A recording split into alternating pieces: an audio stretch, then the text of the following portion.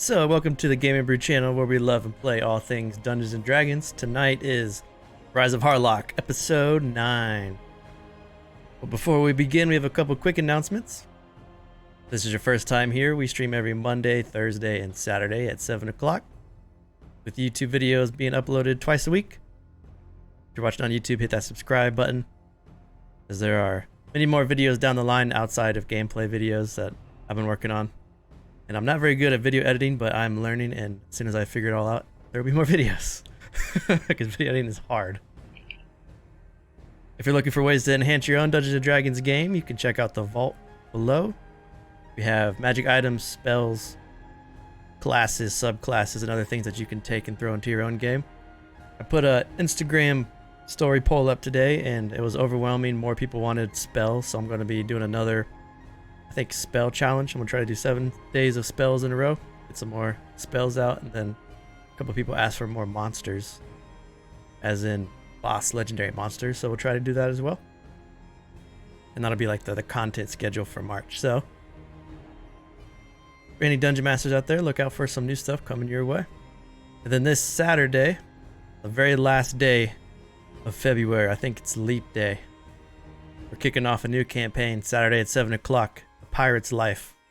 We're gonna sail the 7 seas and say yar and do all kinds of piratey stuff. It's gonna be great. That's enough talk. It's time to play some D&D, so let's get into tonight's episode of Rise of Harlock.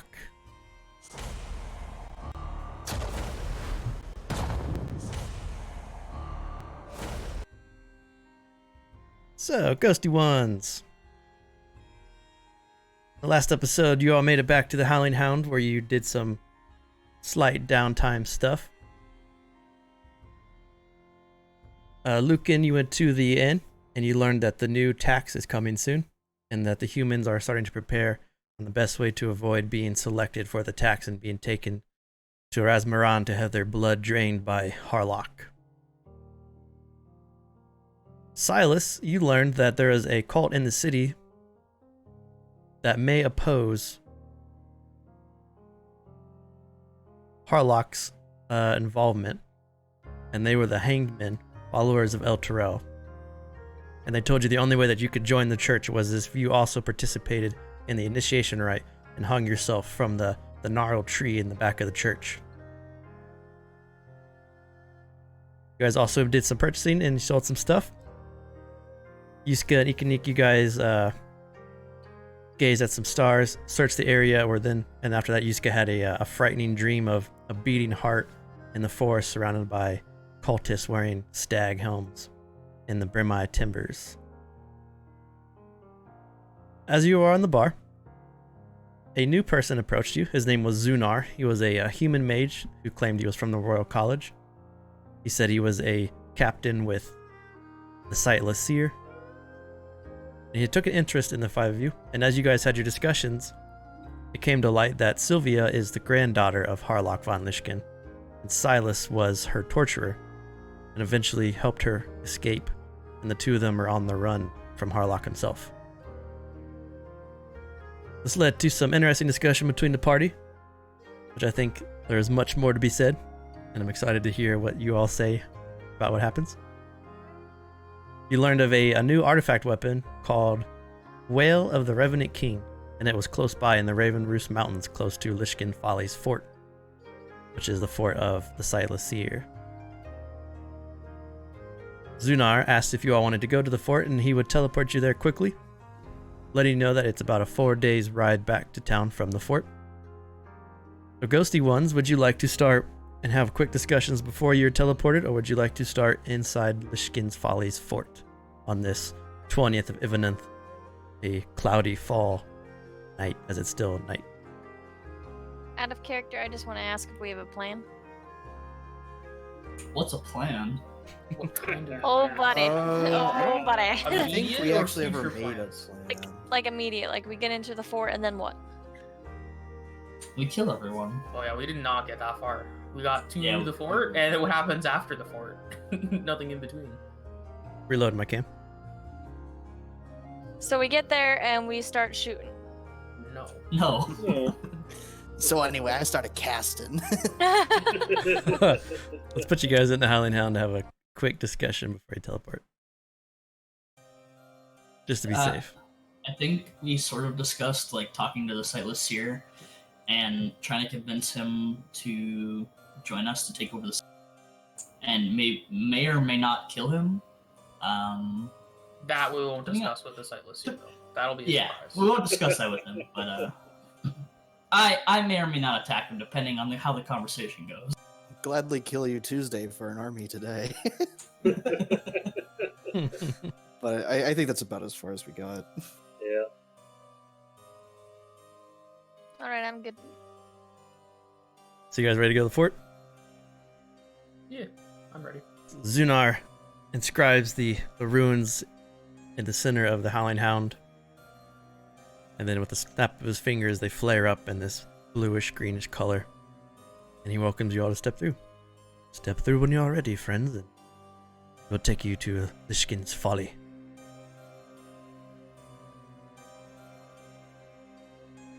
I'll go third. You can wait until Yusuke goes. I'll go first. I'm not well, afraid. I'll grab Ekanik, throw her on my shoulder, and I'll walk through. Behind We'll go right behind them.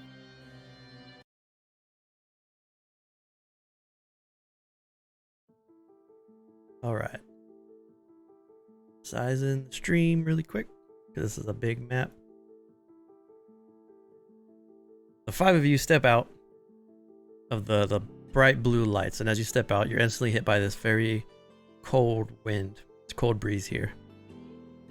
Lishkin's Folly Fort is a impressive fortification. Surrounding you is a 20-foot wide ravine. That's toward the front here. And you sit propped up above much of this mountainside. Behind you, the Ravenroost Mountains stretch high and go past your vision. You can see past your vision too that it is dotted by different types of pine trees, and there's a heavy fog that sits over top of the entire forest. This fort that you're in is made of wooden palisades. The walls stretch 20 feet high. That's so you got 20 feet up and then 20 feet of wood. It's a very highly fortified place. There are tents surrounding this area. One tent sticks out larger than the rest. It is a red royal tent, and a large 8-foot tall metallic creature stands in front. He pays no mind of you as you've walked out of the portal. He just stands there almost like he's guarding, like he's at attention of the area. Another quick glance around, you can see there are many human guards surrounding this place. They all are impressively decked out in equipment. They all wear chainmail. They have crossbows across their back. You can see a slack of bolts on their side, and they have long swords. Besides the human guards, though, something else sticks out, and they are these very impressive elvish. You would assume they are some type of guard or commander. They all are of elven descent. They look to all be wood elves. They all have different types of auburn and brown hair. They have very impressive longbows across their back, and 2 scimitars at their sides. And as you stepped in, you get the sense that they have noticed your presence, although they keep watch to the outside.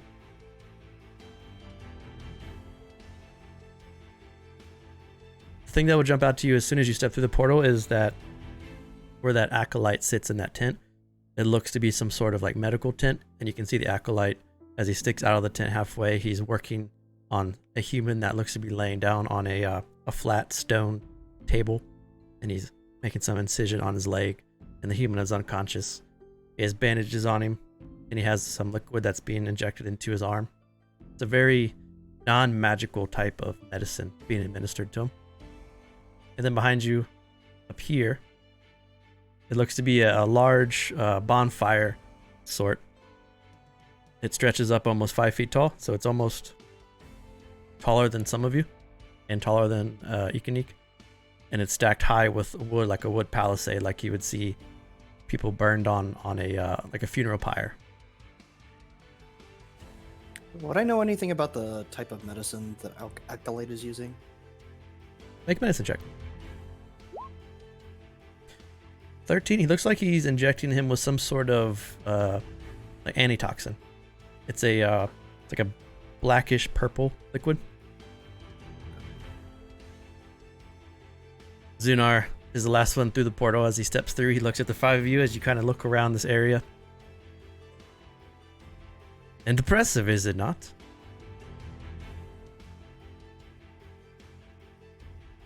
Don't be bashful, please. It's impressive, I know.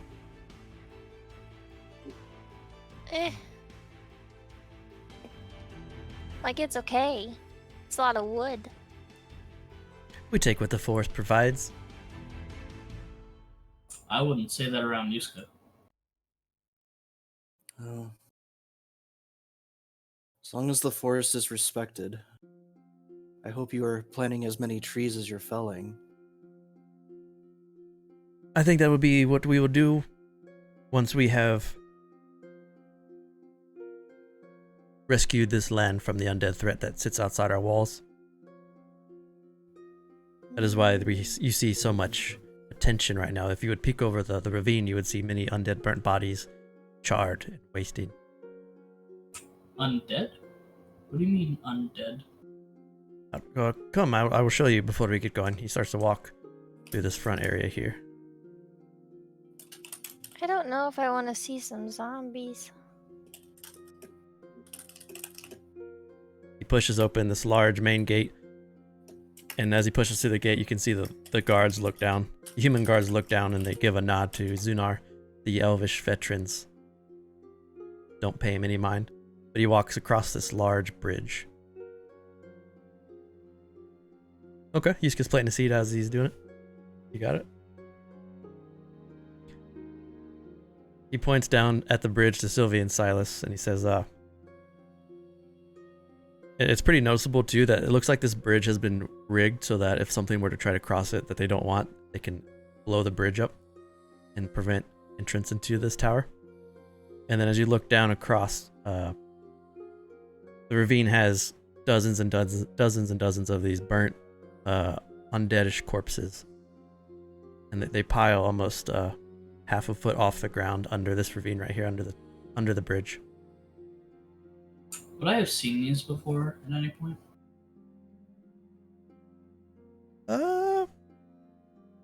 They look like you would have seen them before, mainly because they look sort of like the undead that are in the city where they send the bodies after they're eaten to the north of Razmirn. Oh, okay. They look like undead from Valkovnia. So you've seen undead in your life. The undead that you've met though are intelligent, and he's talking like these undead are just kind of mindless. We must take precautions as we search for the tomb. It seems that the closer we get, we have not located it yet, but the closer that we get to this tomb, the more dense these creatures are.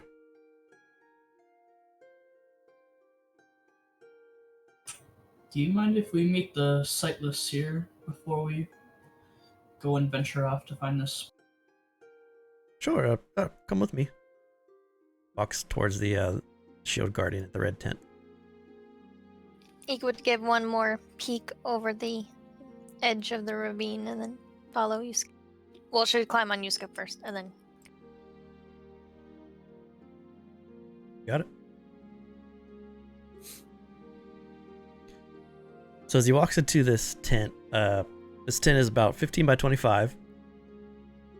It has a watchtower above it that looks like the two guards are purposely watching the tent and not outside the area.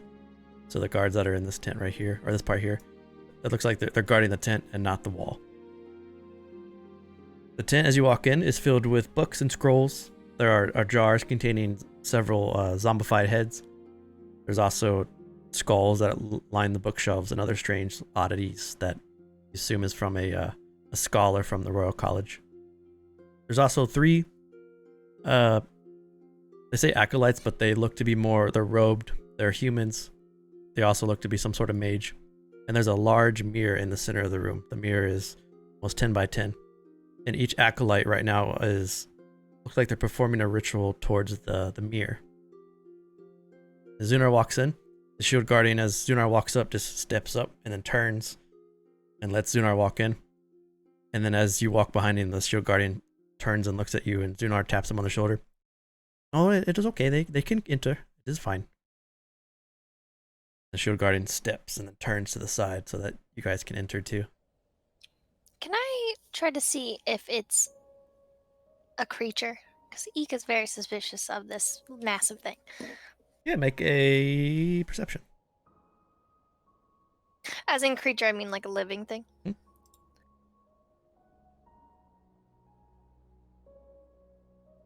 with a 15, it doesn't appear living. It looks to be some sort of man-made or golem-like creature. But you don't get any sense that it's alive. It looks dormant, except for the blue flicker where its helmet rests. Okay, and Yuska's shoulders as they're walking in, she would outstretch her foot to try to touch it as I walk by. It's very cold and metallic. Okay, she's satisfied. That was weird. My stream got crazy for a sec. Alright. So as you all walk into this tent, the three robed mages that are in here say, Starry Night the first second, so yeah, it's my background. The three mages say, "We are beginning to contact Costis. Are you ready, Zunar? It has been 3 days." Zunar turns to the group. "I must do this quickly, but after this is done, we will contact the Seer. You're welcome to stay, or you may leave. Your choice." I'll stay.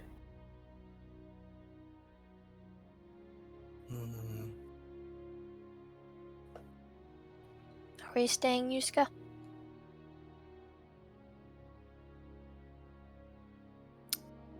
If you don't mind, little buddy, I think we will. Okay, we can plant more trees for them. The three acolytes look like they cast a spell to finish the ritual into the mirror. And in the mirror, it begins to take form. It's like a large scrying mechanism. And you see this elvish woman. She has very bright features. For those that understand elves, you would know her as a sun elf. She carries nothing except very plain leather tunic, no armor. And she carries a large greatsword that she's walking with. She looks frightened, and she's surrounded by heavy, gnarled vegetation. She looks at the mirror as she can tell that something as she's being scryed upon, and she says, "It was tall, easily 8 feet, wearing all red robes. Its face was as white as alabaster and emotionless. I could see something writhing under its clothing like a dozen fish caught in a net, and it was watching me. At all times, she keeps her sword raised in front of her, as she's like, terrified. Zunar, I'd like to go back." You see Zunar lean forward, and for those that know the spell, you can see that he casts sending towards her, and he casts sending. "How much further do you feel it is today, Captain?" The elf turns on her heels, and as she turns, you can see these withered elvish mummies about 15 feet away from her in the middle of the forest, just standing there. "I'm not sure.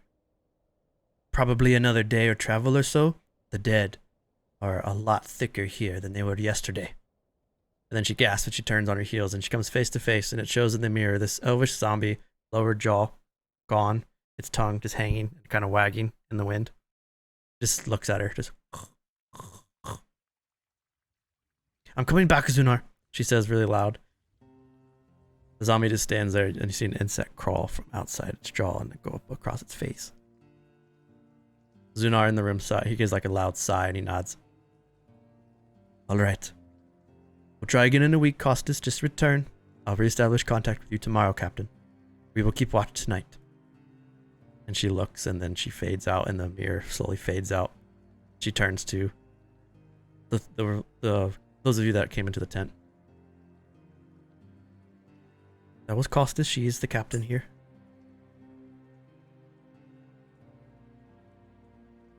Did she say all of that in common? Kind of like she was scouting and she was broadcasting back what she saw.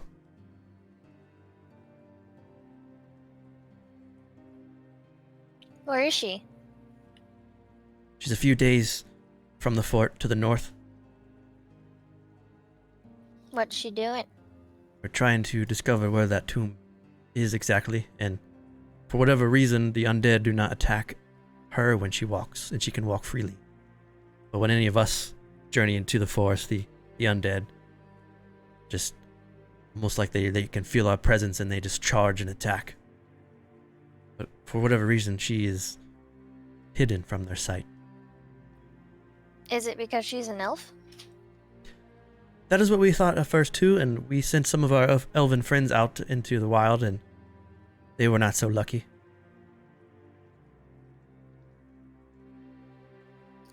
Well, why is she coming back? Think she's grown frightened, or some say when you get close to the tomb you can hear whispers of the past dusk elves as they reach into your mind, and it becomes very depressing. It's almost like something weighs on your soul when you get close. We use it as a barometer to know if we're going in the right direction by how heavy your heart feels. Are we going there? No, I would not put you in harm's way like that. I would just get you in contact with the Sightless Seer.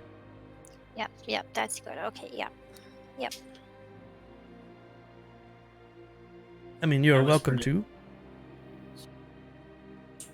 to. I whispered to Ikanik and say, "I'm probably gonna go there." I don't really want to go there. Well, they're searching for a very powerful artifact. We can use it to our disposal. I haven't faced a dead thing before.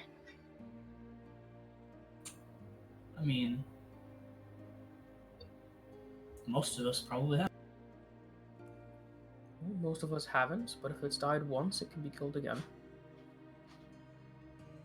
That doesn't make sense. If that doesn't make sense, then why are there that many dead in the valley there? I don't know. It's kind of strange. I think they would have already been dealt with, but they're not.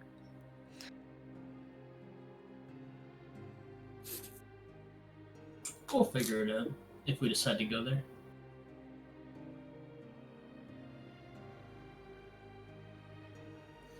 Well, the Sightless Seer seems more important to me, but this item, this weapon, might be of help as well. What is the weapon? It's that scimitar thing? The Wail of the Revenant King. Yeah, well, I can't even hold it, so unless it's like Avis size, and I don't think anything's really made of Avis size, so I mean, probably don't need to go there.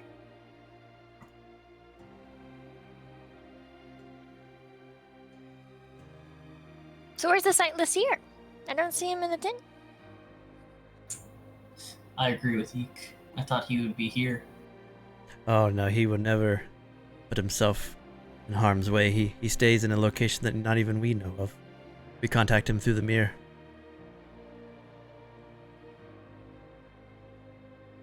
But I can let you speak to him if you wish. I very much wish that. Well, my friends, are you ready again? And you see him start to cast the ritual. Takes him about a minute to fully cast the ritual. If there's any last things you want to say to each other before you speak to the seer? Yuska, or Igni whispers to Yuska, "Can you do that?" Oh, It's pretty Maybe. cool. I don't think I can do that quite yet, but maybe in the future.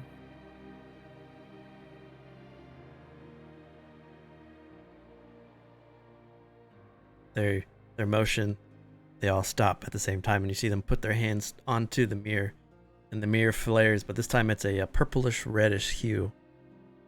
And then the mirror starts to take shape, and you see the first thing you notice is the background of the mirror is cavernous, like a cave or like an underground complex of some kind. You can see stalactites and stalagmites in the frame. And then sitting in the center of the frame, Sightless Seer appears. He has only 4 working stalks, the stalks that stick out the side of his head. And at the center of each stalk, you can see the eye, but the eye is hazy and foggish. The other stalks look like they have been cut off or removed in some kind, and they don't appear to be cut cleanly. A lot of them are jagged. Some of them even look a little bit scabbed and diseased. Then you notice his toothy grin. He's missing many teeth. He looks old and withered. And then the central eye, the foggish, unseen eye, is a large cut that goes from the top of his head through the eye and then down his mouth. And there he floats in the center of this cavern.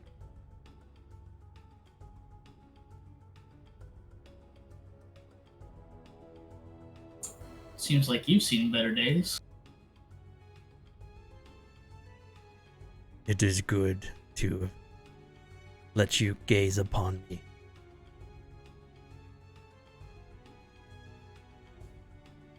And why is that? So that you know I do not mean no harm to you or your brethren. That's fair. Makes sense. You're a lot uglier than I thought you would. Jesus. You dick. Appearance does not matter when you have power.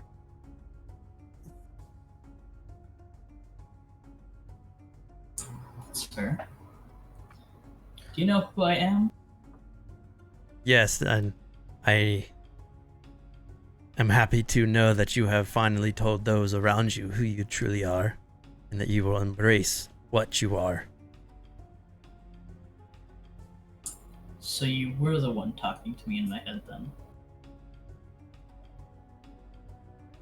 I have responded to you, yes, and I have called out to you, yes, but not each time. Something else watches you. Do you know who it is or what it is? It is not something I have had the pleasure of seeing or studying before, but the presence of this thing that has attached itself to all of you is just as interesting as your bloodline, which makes you even more important to me. Wait, it's attached to all of us? It withers and writhes between each of you. It slithers in your veins. It calls out to you. There is nothing attached to most of us. From what I understand, it is just Sylvia that's being spoken to. Something has shown me the heart of the fort. This weird thing in the forest, in the Brimide, where the cultists are. Could that be related? It speaks to you. Do you, No, Amara speaks to him. do you think that blight has infected us as well? It is possible. Whatever it has touched each of you in some way. You are quite fortunate to be in my presence, so that I may warn all of you. I wouldn't really call this your presence. You're not here. What are you warning us of? That something lies waiting, and that we together must learn how to channel whatever this is for our own gain. This is the closest anyone ever gets to me. You are. I will not say you are permitted to be in my presence, but I do respect your abilities thus far, which is why I have made contact with Sylvia.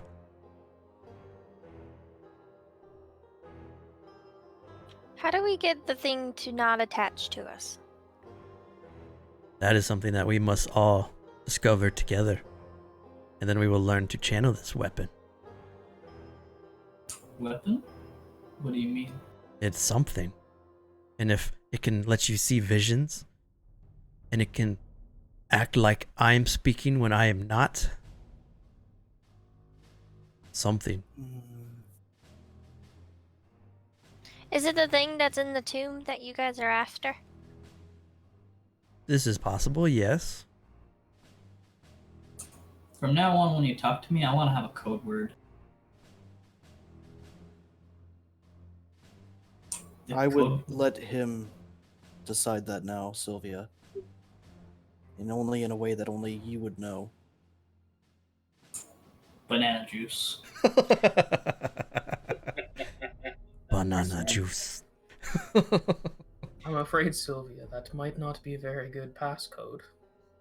If this thing is actually leached onto you, no doubt it's already heard you say it. Fair enough.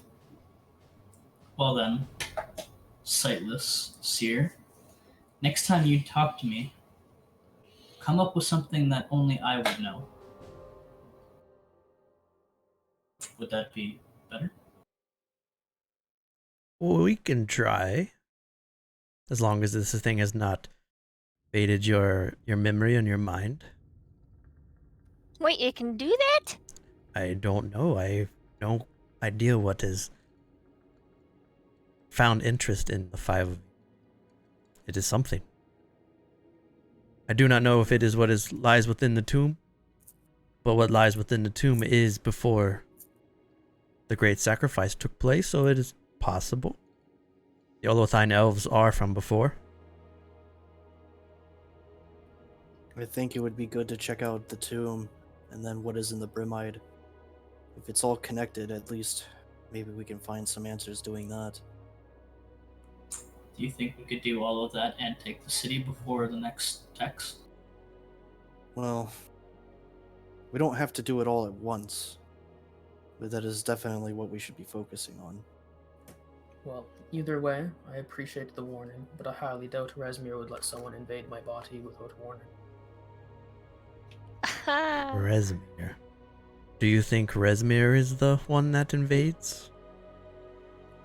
His touch is not like what you described.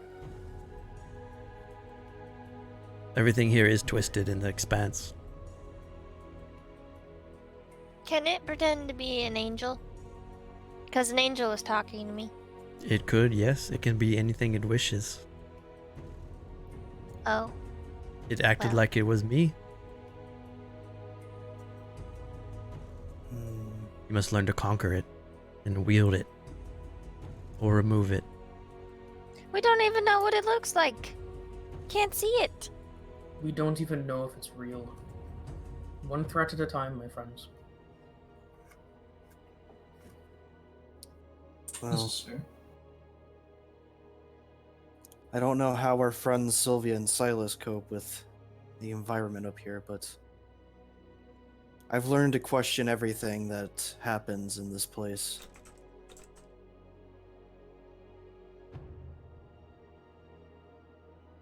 You just get used to it, I suppose.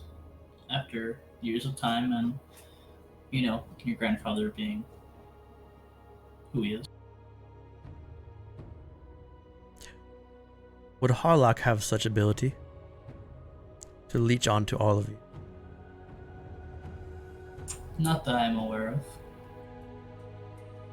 Why would he be interested in a healer as myself and worshipper of Rezmir? He, Perhaps our connection with Sylvia? yes, he was always a one to like to not kill outright, but watch things below his boot wither, die before he steps. Well, at the very least, I propose that we check out the tomb before we head back. I agree with that. At the very least, maybe this artifact can be used, if not just for taking the city, but helping us find out what is going on here. You can agree with that. Sightless Seer, will you give us your aid in taking the city of Novavest?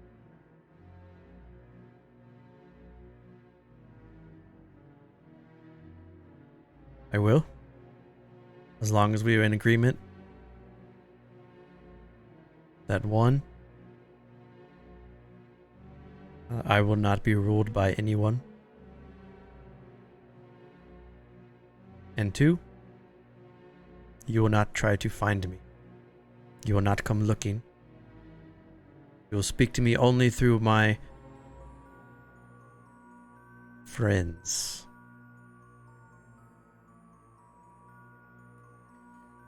I can agree to those terms. What about the rest of you guys? Do you guys agree? I agree. Seems like simple enough terms to protect my people. It would allow us to be at least more certain that we're talking to him. I also want you to kill Zilduri. We can't do that. Well, hold on. I don't want to do that, but I'd like to know why. I'd like to know as well. I see all in the Nevermore. She does not trust you, and she has begun creation of another plague. A backup, so to speak. Just in case. Well, we believe that we need her forces as well to take the city. So after we take the city, we can take her out as well. I don't know if we should trust him just yet, though, Sylvia. I would We also can't trust Zilri, so recommend Exactly. using the were it's rats unfortunate, as little buddy. a frontline approach. Let them die in battle before you. Then you don't need to get your hands dirty. But how will we know that your troops won't just turn on us and take the city from us? I think we all want the same thing here. We want his grandfather removed. And as long as that is the same path that you all walk, I will aid you as I can. I'd like to insight that. Sure. Can Yuska also insight that? Okay. Boom! Ooh. I will whisper each of you.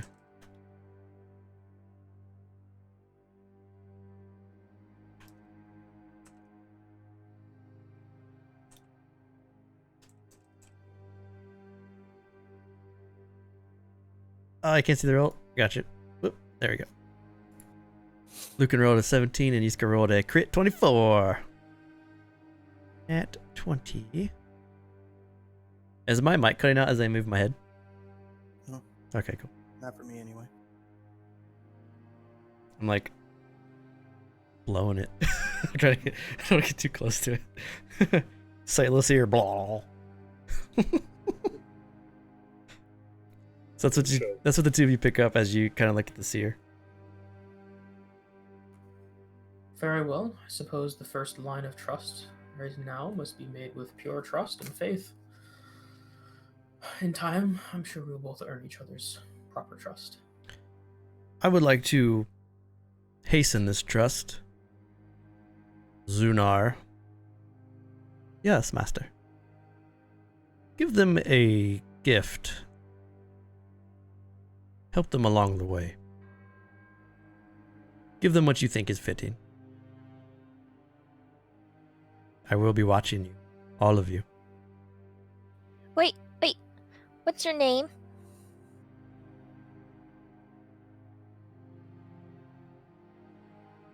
You may call me Zoltan. I'm Eekneek. I You can know. call me. Oh, You are the one spoken to by angels. yeah, I just said that. When you meet someone, you should say that.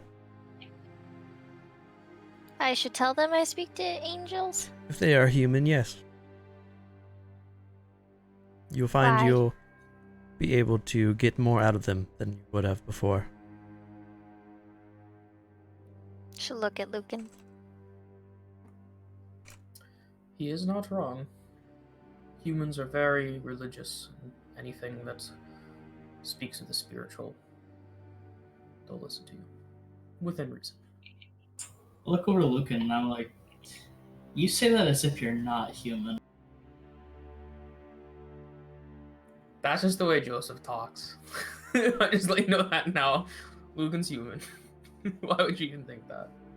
It's just the way you talked about humans, like the third person.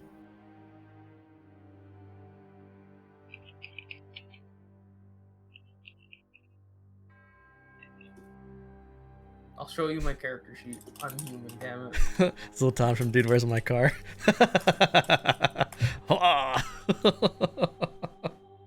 That's awesome. It's the first thing that came to my mind.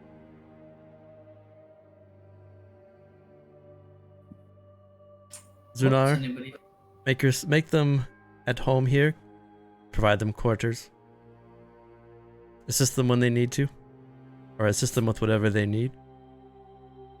Zoltan, I have another question.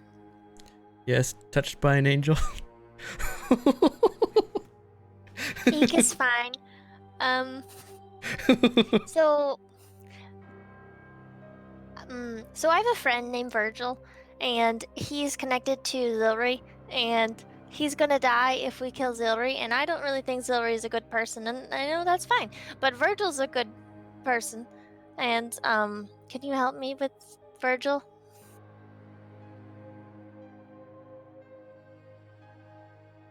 Unfortunately, I cannot. It is her spirit that is bound into the construct. You may collect the construct when she passes and then put your own spirit inside it.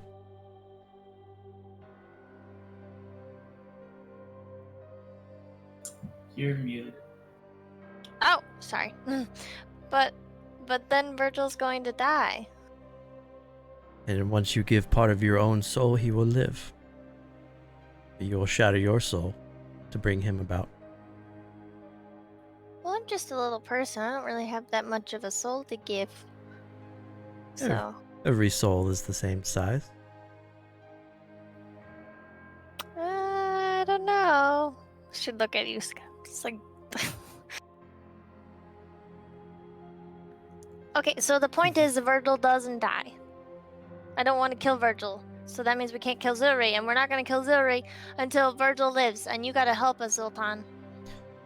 The only way to protect Virgil is to kill Zilri, to let Virgil pass, and then re-administer a soul into the construct's body. You don't kill your friends. Don't think of it as killing. Think of it as a long sleep that you're with. I know what death is. Don't. You don't know if Lucan. you don't know if the soul being disconnected actually is death, that it is nothing else than just a long slumber. Fine, I'll ask Resmir then. Go ahead. I'm sure if Resmir is listening to you, he will answer. Well, he talks to me, so yeah. Then feel free to ask. Does he speak Good, to I you? will. Touched by an angel? Well, the angel does. Where exactly did this angel touch you? Please put it out on the stall.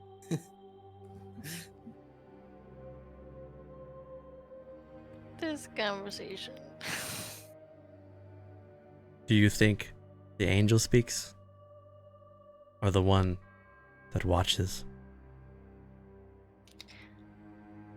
How many many things watch us because you watch us, and this watches us, and Resmir watches us, and Dariel probably does too. Well, see, that is the issue when you open yourself to many religious beliefs. You not only speak to the good, but you speak to the bad when you open the door for any. Well, as in all things, at least in nature, there is a balance. You could just as easy stop speaking to them all at the same time, and then their eyes will be closed.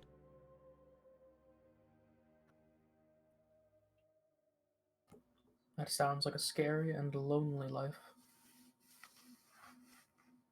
The price of privacy.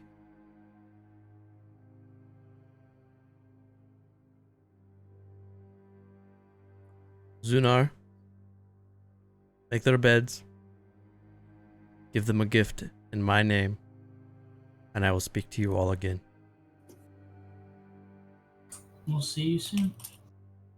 The mirror slowly fades out, and the last thing you see is just that toothless grin of the Sightless Seer as it fades and goes.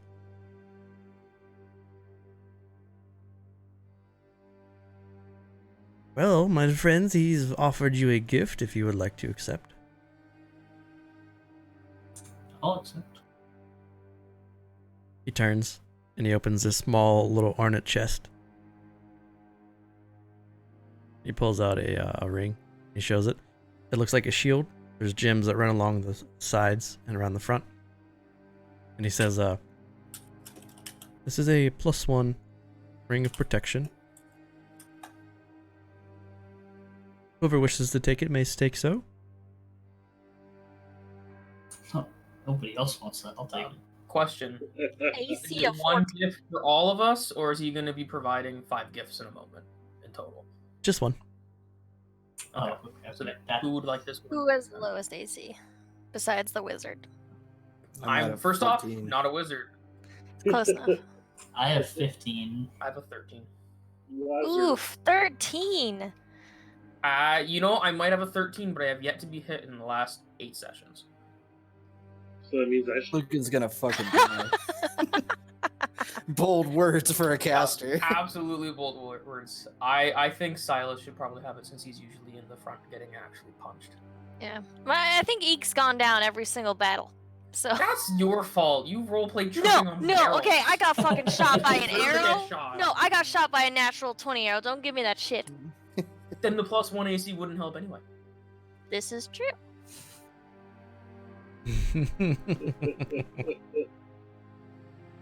I mean, I got triple critted last week.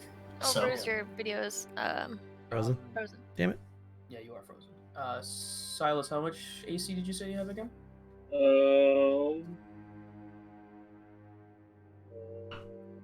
Aren't you a paladin?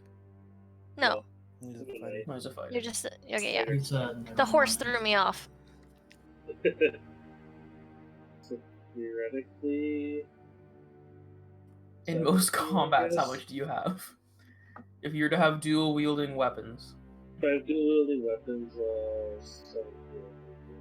17. I think getting you up to 18 would be a huge help, since you kind of are really the only person designed to get hit. Well, Aside Yusuke from goes when in someone battle turns into too. Yeah, but when you're an animal, you have a whole. You don't that. I don't think the ring of protection affects when Yeah. it's wild shaped, does it? Yeah, That's entirely up to the DM mhm. in wild shape rules. Nah, it doesn't. okay. Yeah, then I think Silas or Eek should probably get it. I think Silas can have it Or because Sylvia. he does or Sylvia because Silas goes into battle And gets as knocked the front often. runner. Yeah. I mean, he's already died. If he can pull He's already aggro, it's died. fine. All right, you Pulling put the aggro. ring on your finger. Question about the saving throws portion. So obviously that's going to be for the main 6 of them, but does the death saving throw count since it's also technically a saving throw? That's a good question. I've never been asked that before. I think Silas needs to If know that it's more than anybody else. technically a death saving, Yeah, I mean, it makes sense, yeah. throw, It just says saving Well, throw. it's still saving throw. Yeah, it just says saving throw.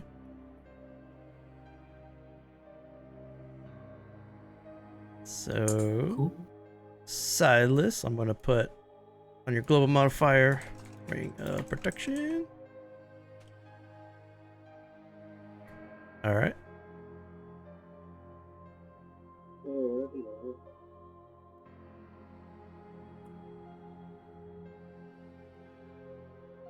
Joe, could you imagine if that's like the ring in campaign you were doing? It's like, yeah, that's an awesome ring. Puts it on. It's mind controlled. Oh yeah, that was fun. That was fun. I missed I that. mean, it's a gift from a beholder, so Fair. Yeah, Okay. now he has like a direct link to your brain. What time of day is it? Because we traveled pretty early in the morning, didn't we? Yeah, so if you took Yeah, it was like just sunrise, right? yeah, so it's probably like almost afternoon. It's still pretty early. Do you guys want to start our journey towards the crypt, or do you guys want to stay? I would like to get there before dark because I feel like fighting undead when I can't see is probably the most terrifying thing that could possibly exist. So you remember that when Costas was talking that she was 4 days out, still searching. And how much longer until the taxes? So your character sheet broke, so I made your dual wield a +2, so it shows the AC bump. Okay, On- that's on what your I was character? kind of wondering. Yeah, it was acting Okay. acting screwy. I don't think we have an exact date, but it was like a couple weeks. Yeah, it's in a couple weeks, but there's no like exact. So like Usually month-ish? They'll put up no one really like knows the Upwards. exact date until they start to see the ends covered in parchment, like material, marketing material that says it's coming. So we want to spend at least 8 days doing Oh, this. it's coming. At least 4 days there, and at least 4 days back. Mm, And that's not Oh, counting Jesus. getting lost and hunting for it. No, we won't Yeah, get lost. we- I'm here. we do have horses. Oh, it's true. We could, yeah, and we can ask Ziegler for some. Silas. Well, I mean, I can wild shape into a warhorse, Forgot about that. so Eek doesn't weigh very much. I can carry at least one. Silas can probably carry 2 on his. That's everybody. I can ask Ziegler for. Ziegler, can I have a horse to travel to the crypt? Well, keep in mind that when you are traveling to the crypt, that there are hundreds of undead, and if you do not possess the same abilities that Costas possesses to be hidden from them, they will slow your progress as you will need to cut through the many undead that lie in waiting. Wouldn't it still be better to be on horseback though? If you want to, I can provide a horse, a riding horse we have in the stables, but just understand that you will be riding through a sea of undead souls. Wait, do undead even have souls? He writes in his book. Probably not. I feel like I it's good think to it know would that. be best if we use the tools that don't require another living creature. Yes. That's fair. I suppose the next question is: are these undead tied to the tomb or the weapon? We believe they are tied to the weapon, but if the stories are correct, the tomb lies on a hill overlooking the lost city of the Oz of the Olothine. So you will be, once you find the tomb, you will also be in the direct vicinity of the lost Dusk Elf city, which once held thousands and thousands of these elves before the sacrifice took place. How do we kill these zombies again easily? Because I don't know how to do that.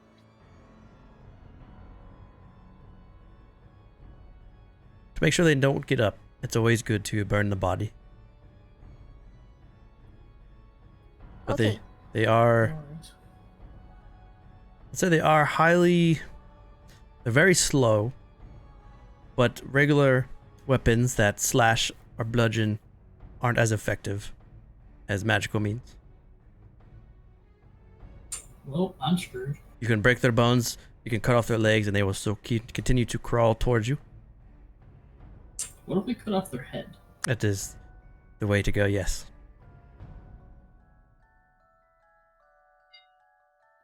Okay, so we just need to have like fire arrows. That would be helpful, yes.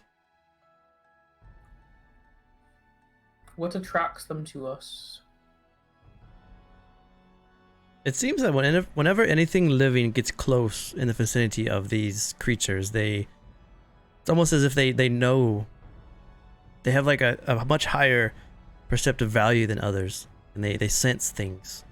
Except for Costas. For whatever reason, Costas is able to move freely, but anyone else that we've sent in the direction of this tomb or this lost city, it's almost like attracting flies to a light. They come, or moths to a light. They just swarm. Is Costas alive? Like, are we sure about that part? Oh yeah, we just spoke to her in the mirror. She should be back here in a few days. Maybe You I should know, go. Eek has a good point. Is it possible she's alive but has no soul, or is considered dead to them? If she's the only one that they'll ignore. I have never thought of that before. But I guess we can. I would not be the one to ask her, but maybe I can try to find out in a nonchalant way. They might also ignore me. You're welcome to go try. Yes, you're more than welcome to go try. I'll be 20 yards behind.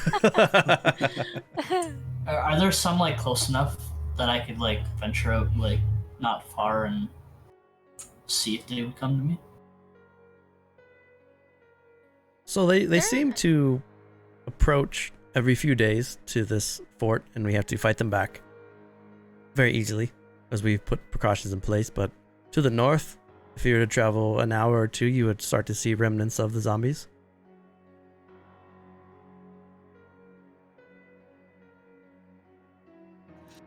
I have this lovely skill called I'm Walking Dead, so that's why I'm wondering.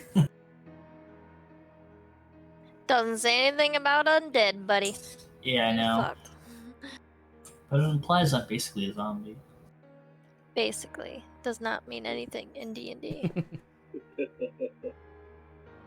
There's only one way to find out. Make a crucial activity to finding the weapon is exclusively based on Sylvia not being found.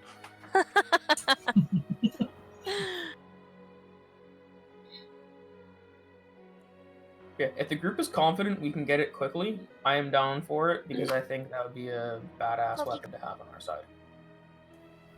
Well, that depends on what you define as quickly. It's at least 4 days out. It's at least 10 days. That's like 2 weeks.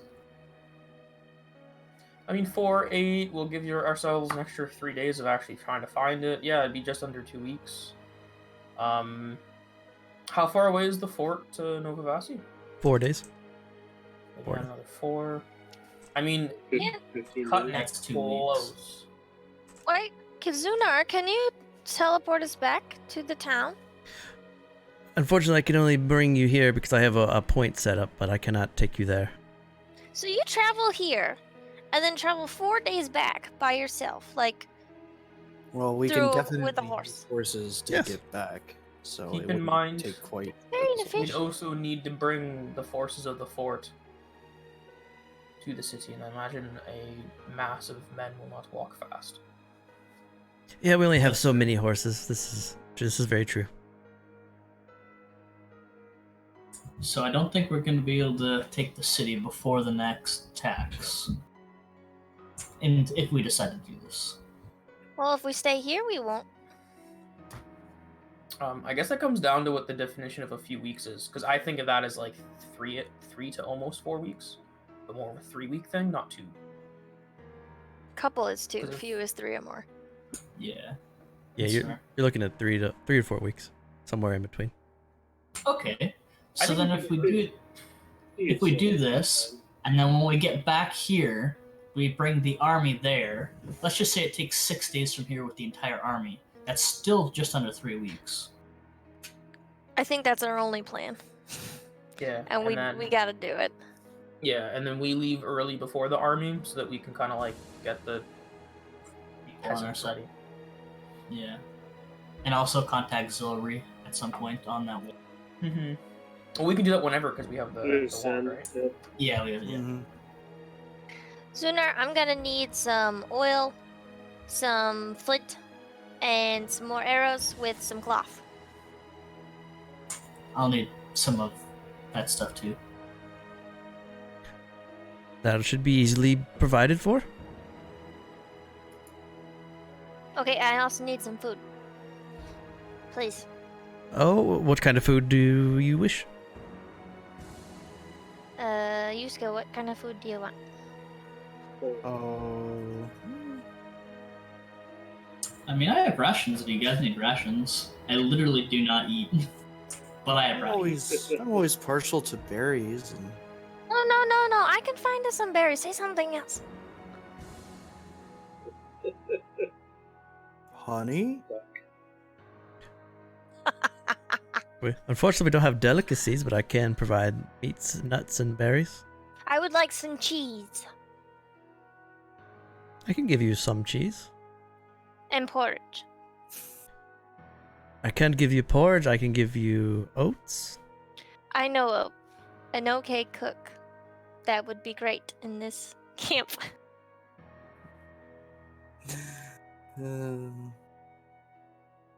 He starts to he leads you out of the tent. He starts to go to some of the other tents and some of the other areas, and he starts to collect some of the things that you asked for. Takes him a little while to do so, but he collects some oil, some rations, some things. I'm assuming you're trying to make stuff that you can light your tips of your arrows on fire. Yes. Yeah. Eek would jump off of Yusuke's shoulders and follow him around, kind of like examining everything he's getting. As you guys are running around, the human guards kind of look over and kind of look and watch the elves, though. They stay steadfast, looking at the tree lines, watching for anything.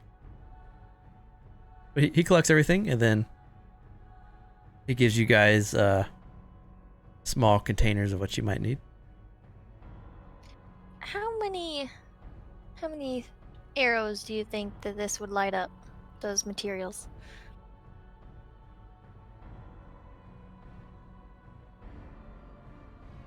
He could probably give you enough oil to do. Oh, is it 20. like just a flask of oil? And then like something to light it with. You want some tinder, or do you want like a Nah, flint, she like would. flint? Okay. Yeah, she would want. Oh, she said flint. She said flint. So he would give you and Sylvia both a flint. He can give you as many arrows as you want to carry. You just got to kind of be cognizant of how like you can't walk around with 400 arrows on your back, looking like Rambo. I'll take 15. Okay. Hey, Zunar, this is great. I really like these arrows. I think I have some stuff to sell you. Do you want to buy stuff? Oh, I have no need to purchase anything. Everything here is provided. But you have to. We just took some stuff. You're gonna want to like refill your supplies. Oh no, it'll be. The Sightless Seer will provide us with what we need once it is over. Okay. I appreciate the offer. She'd kick her feet. Walk away. And he sets up these tents up here to be your guys' quarters for when you stay in the fort. These 3 tents, and there's a small fire in front of it. You can comfortably fit 2 inside a tent. Even with Yusuke size? If it's you. Perfect. That means Luke can get his own tent. Everyone buddies up with their best friends. And Lucan's a loner. I got Echo. I'm fine. That's fair. So this collection, we- this takes about an hour or two, so it's midday. Do you guys want to set off now and get a little bit of a head start? I think the sooner we leave, the best. Every day counts. When they're leaving, Eek wants to try to find like a bow user on their way out. All the elves carry longbows, and they all look very proficient. The guards have makeshift crossbows on their back. Okay, she would go up to an elf if it's not inconvenient as they're leaving. When you approach, he kind of gives you a side glance, but he keeps looking on his post out towards it. He kind of looks over, keeps looking Hey! forward. Hi! Down here! He doesn't look at you. He just continues, looks forward. Yes. Well, we're leaving, so I just wanted to see how your bow was doing. It has a name. Your bow has a name? Yes. One must Does it care want for a his friend? weapon. No. Well, you didn't even ask it. He kind of doesn't. He doesn't even look. He just kind of glances again, looks forward. Well, see, I have this bow. Hold on. She'll roll me through her bag, and she pulls out kind of one of those rickety were-rat quivers. I have this one, and I think it's pretty nice. We used it in battle. Not me, actually. Somebody else. I think it would be great on you. Doesn't even look at you. He just says, "The bowstring is frayed. It needs oil." I have oil. She like hold it up, try to get in front of his face. He's like the guards that you see like outside of. Oh, I can't think of the name of the red guys with the large Buckingham hats. Palace. Yeah, the Buckingham Palace guards. He just keeps looking forward. No, thank you. Are you sure? Because we can name this one.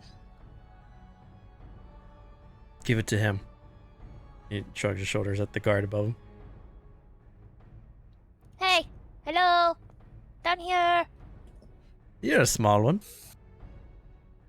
Would you like my bow? For free? No. Oh. No, not for free. Well then. No. No. What do you mean no? I have my crossbow, and he pulls it over. Well, that's a crossbow. This is an actual bow. But it's not for free. I don't have the coin to spend. Well, that's not true, because Zunar told us that you guys have everything here. Yeah, he gave me this, the crossbow. Okay, well, I gotta go now. Bye. Should go back to Yuska.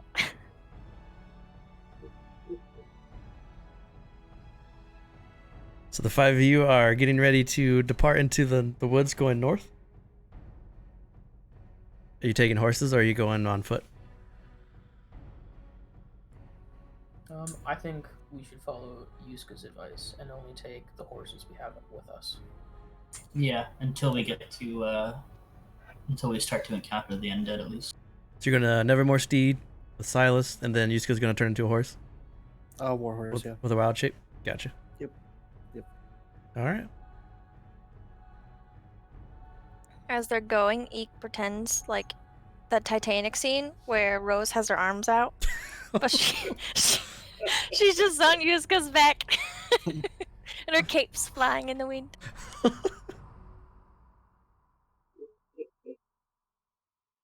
All right. I am so happy to be back. So, you enter the forest to the north, midday. The trees are thick and block out much of the sunlight above as you step past out of the sight of the fort. The air gets noticeably cooler than before, too, as you get a little bit deeper into this. You walk for about 20 minutes. The mist clings to everything.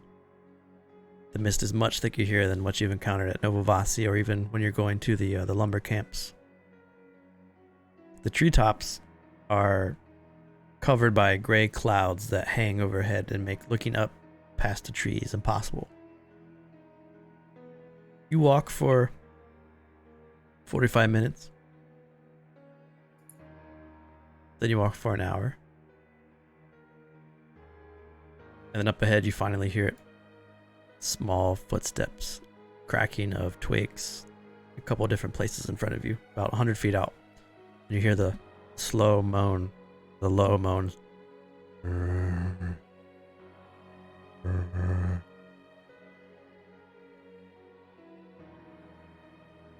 What was that? What was that? I believe that be one of the undead. What do we do? Probably we should be getting pretty close by now. I think now would be a great time to find out if Sylvia would be found by them. I suggest she sneaks up and slits its throat, cutting its head off. Go, I Sylvia. can do that. Up ahead you see 3 dead zombie-like creatures. One has pointed ears like an elf, and the other 2 look to have normal humanoid features. They just slowly are just walking through the forest, stumbling around, stepping on twigs. 19. You feel pretty stealthy. Oh, and stealth too, or just just hide. I'm gonna go over this one with my short sword out and take a swing to cut it. All right. Give me an attack with advantage. 17. Or 9, and you get okay. So you stab it with the sneak attack. It doesn't kill it, but you come behind it, cut it, and it turns and looks at you. And then the other 2, hearing the noise, turn and look at Sylvia. Roll initiative. Dang it! See, you should have snuck up and smashed it in the face with a mace. -1. I don't have a mace. You guys can roll initiative I too. have one. You can have it if you want. Just for reference, Lee, because I'm a level 4 druid, I can only wild shape for 2 hours at a time. Okay. So I'll consider both of my wild shapes burned for duration of this. Okay. I forgot to select my person, but I rolled a 10. 10. Gotcha. This is the fight where we realize we're completely unmatched and we should not be here. So Ikanik, you see Sylvia sneak up behind and slice this zombie across its chest and its throat, and its head kind of falls to the side, but it turns and looks at it, and then you see the other zombies turn and look at Sylvia and start to lumber forward. Oh, okay. So they do start going towards him. Okay. Then I am going to.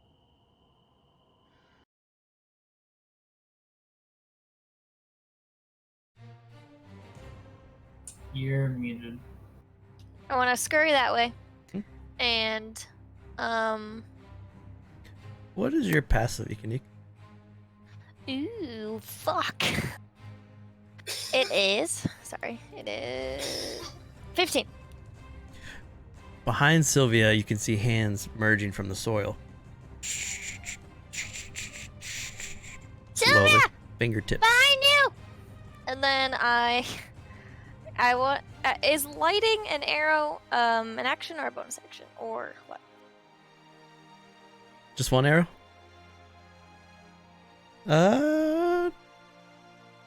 Hold on. Okay, no. Can I do an action of putting my oil flask on the ground and lighting a piece of cloth in it? Okay. So it's like a lit thing on the ground, so I can light arrows. So all you the time? can dip and then, yeah, Yeah. that makes sense. Kind of like what wicking oil is. Yeah, that's a good idea. Yeah. Sure. Okay, so I would like to do my action for that. Okay. And yeah, that's it. The zombie steps forward towards Sylvia. It's going to try to slam you. 13.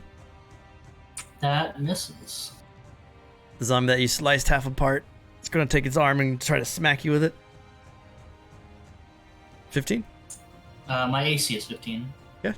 Hits you for 4. Kind of dead arms you, just.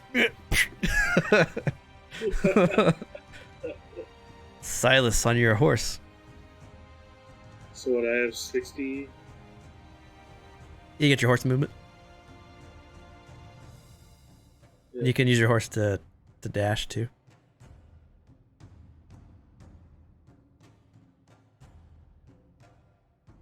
Horse has 60 beats.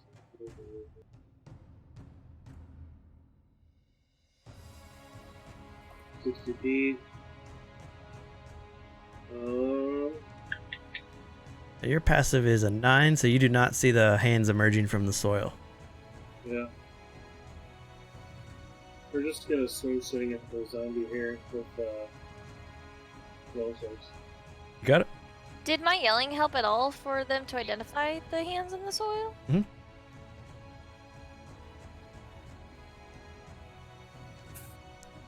A 7 just misses and a 19 hits. You slice across it. Doesn't look like it does like it affects it too much, but you do damage to it. You put a gash in the back of the zombie. Lucan. I have a question about light, short rests. Would us, between this combat and the next one, if we're walking for like an hour, would that be considered a short rest? Or do we need to like sit down and like properly relax? I would give you a short rest if you were just sitting on the back of a horse, not doing anything. Okay. Just trying to think about action economy since I only cast 2 proper spells. I'm going to Eldritch Blast the zombie that's not in combat with anybody. The one back here. You got it. Yeah. A 7 just misses. It's also a crit fail, so... Damn. You know how it Yeah.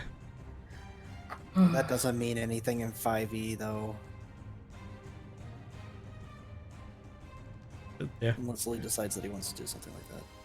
Yeah, just like a nat 20 doesn't mean you pass a save. Like, yeah. Yeah. That's Alright, and that is my turn, I suppose. So you shoot off an Eldritch Blast into the ground and smash it next to the zombie. The zombie is still looking towards Sylvia and Silas. Sylvia, you do notice there's hands emerging in the soil behind you. Thanks, Zeke. And then I'll hit the one that I hit before. Got it.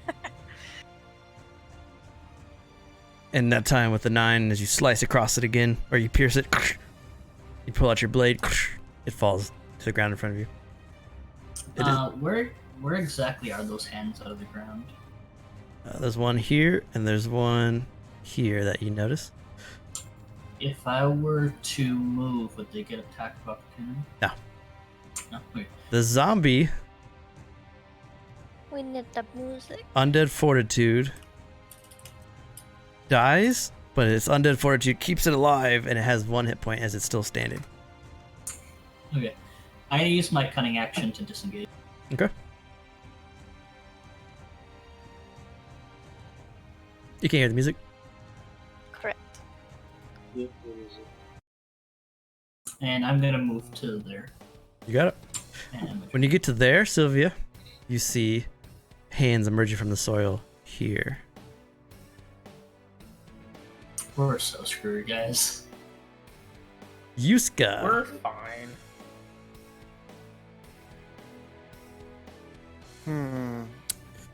Okay. Yuska will run up 30 feet there, slam down his staff, and a ball of fire is going to just start to emerge from the top of it. I'm going to cast Flame Spear on that guy. Oh, nice. You got it.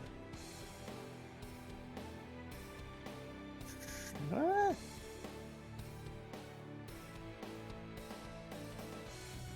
I'm going to use that. Flame Spear is the one that sticks with it, right? And it sits there? Yeah, as a bonus action, I can move it around. But anything that, what does it start? 5 foot diameter. Bonus action, you can move it 30 feet. It's like there? Yep. Yep. Any creature that ends its turn within the sphere makes a dexterity saving throw and then takes 2d6 fire damage. So his dex Or is half as much. his dex is nothing. So I'm just gonna burn it. The spear when his body just catches fire and he falls. With your perception, Yusuke, you see 7 hands emerging from the soil at different parts around Sylvia and Silas. 7 hands, not 8. 7. Like one hand just. And I can So ram 7 it zombies. into a creature. Yeah, I can ram it into a creature and make them take the damage immediately. But it doesn't trigger the splash. You got They it? have to end their turn within it. Cool. Let me give you. Uh,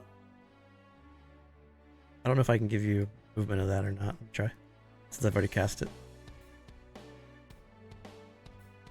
Can you move that? No? nope. Alright, let me try this. Here, I can throw down my own. Throw it down and I'll resize it. Or make it a 5 foot. So like, shoop, Can I resize it? Yeah. bam. There you go. Sweet. About to give you a Yeah. flame sphere token here soon. Might as well just give me all the spells. The zombie dashes with 25 feet to there. Because zombies have shit movement.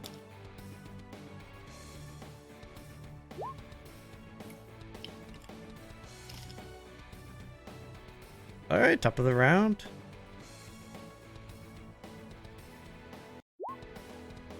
Oop, I skipped Deaconique.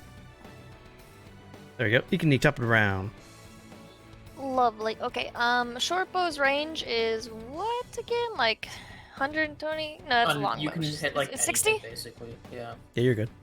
I think it's 90. It's 36. Oh, 90? No, not 30, 60. Sure.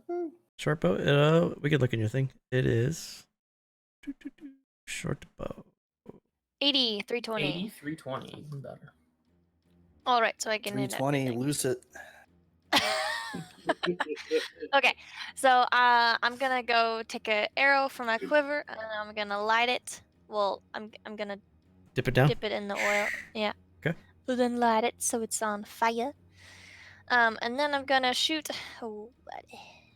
How like so Silas is on his steed, which is a pretty big horse, which is in front of the zombie. So I'm probably I can't see that one very well. Okay. I give it to you. Is it gotta move over here? There aren't any hands like over here, are there? At this vantage point where with your passive you can see one here, and one here. Okay. Yeah, What I'm time gonna. What time of day is it? Midday. It's like 2. It's probably like 2 or 3 in the afternoon now. That's against the rules. Like zombies gotta come out at night. I'm gonna shoot this zombie right there next to. Are you saying zombies are sunlight sensitive? I don't know. I'm not the DM. They're not. Oh, The bonus action, hunter's mark. one in front of Silas? Yes. You got it? Has it been hurt? Yes. So I can do Colossus Slayer. Hmm. Yeah. Woo! Oh, damn. Do you want to do anything special with your Undead- fire crit? Undead fortitude, that motherfucker. Yeah, there's no way. Yeah, I want to shoot it, and I want it to kind of like zing past Silas's hair, so the fire just catches a little bit, and it like fringes in like a little smoke, and it shoots a zombie in the head, and he falls backwards. He falls and lands on top of the fire orb. Just burns. You're welcome, Silas. And that's it. So the zombie merges with its 20 feet of movement out. It's gonna dash to there. What did I ever do to these things? The zombie uses its movement to get to there, pulls itself out. And it's gonna dash to there. Silas, you see these zombies starting to pull themselves out of the ground and charging Sylvia.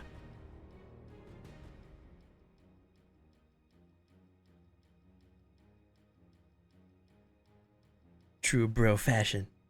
Charges in with the steed.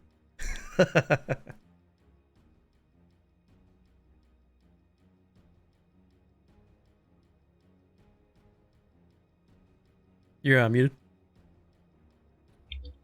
Alright, the one to the left. We're gonna let's stop it. All right. Hits. Horse kick. And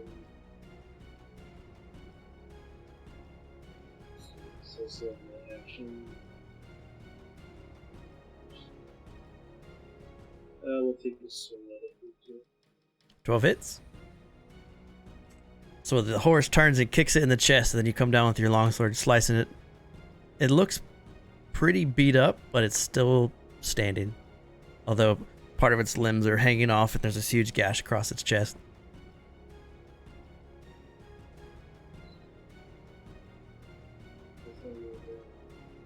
Another zombie pulls itself out of the ground here and dashes to there. Lucan. Alright, Lucan is going to stick his hand up and he's going to cast Flaming Spear. Okay. I suppose here would be a good starting point, and then I'm going to bash it into the zombie next to the steed. You got it. It's Dex 10? Yeah, Dex saving throw has to beat my 14. 14? Fail. What's your spell slot level? Is it still only 2? For Yeah, I only have 2 spells right now. Oh no! But what's the spell slot though? I thought warlocks were a little bit higher. Yeah, spell slot, sorry, is level 2 right now, yeah. It's level 3. Oh, okay. Oh, level 3. Okay. It's an extra d6. So it's 3d6 right now, right? Yeah. Hey, give me another d6.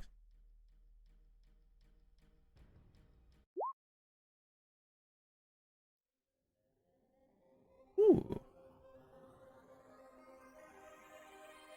So he's holding on, but he's barely holding on as you smash your orb into its chest. Lovely. And then I'm going to move towards it. And that'll be my turn. That music is really loud. Yeah. That one, Epic. that one has But some bass on it. Another zombie emerges from the soil and lumbers forward. No. No, good 20 trap. feet to there. Shit. Another zombie emerges from the soil, Come back! and it has to dash to there. Sylvia, these zombies just popped out and they just slowly fell towards you. The thing behind me, can I pass through that, or is that like a big rock? You can move 5 feet up and then go either way. Okay. I think I'm gonna hit this the zombie on the bottom left. You will die. You got it? Run away. They're fine. There's 2 orbs of pure fire next to them. They're not worried. This is true. It's a hit. Oh, he undid fortitude. Still, you slice him, but he falls with 1 health, and he sits up. Ugh. Dang it. Okay. I'm gonna use my bonus action to disengage. Okay. Anime run. And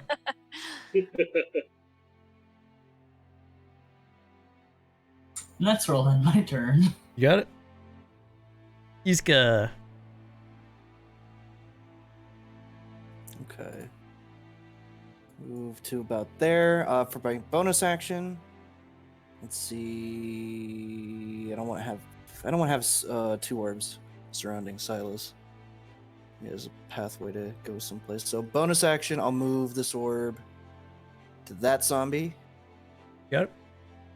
That's 2d6. Boom.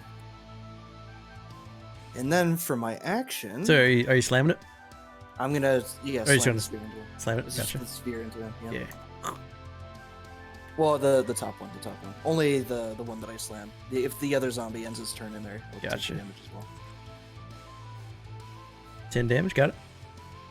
But For my action, Yuska will pull another set of fire from his staff, and I will use Produce Flame. I'll hit that guy. That's zombie. 19 hits for 5. He catches on fire, he burns, and he just falls to the ground on fire and unmoving. And that's my turn.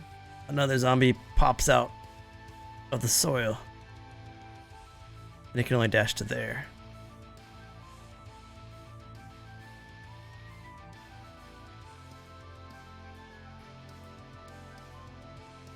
The -1. He's going to step forward and he's going to swing at your Nevermore steed with a slam. 12. Well, hits. Hits for 5 bludgeon. And then top of the round, he can. As it ends its turn, the dex save. This one? The one that moved close to the sphere. He's not within 5 feet. This guy right here. It's, oh yeah, it's only a 5 foot radius. It was the other one that moved, wasn't it? 5 foot diameter. Wasn't that one? Well, he hasn't ended his turn yet. It was this guy here. Oh. It's a 5 foot diameter sphere, Mhm. so it's anything adjacent to it within 5 feet. Right, so 5 feet around it. Yeah. But his turn's not over. This guy's turn's not over. Oh, okay. Yeah. Yeah, it's the one to the right of him.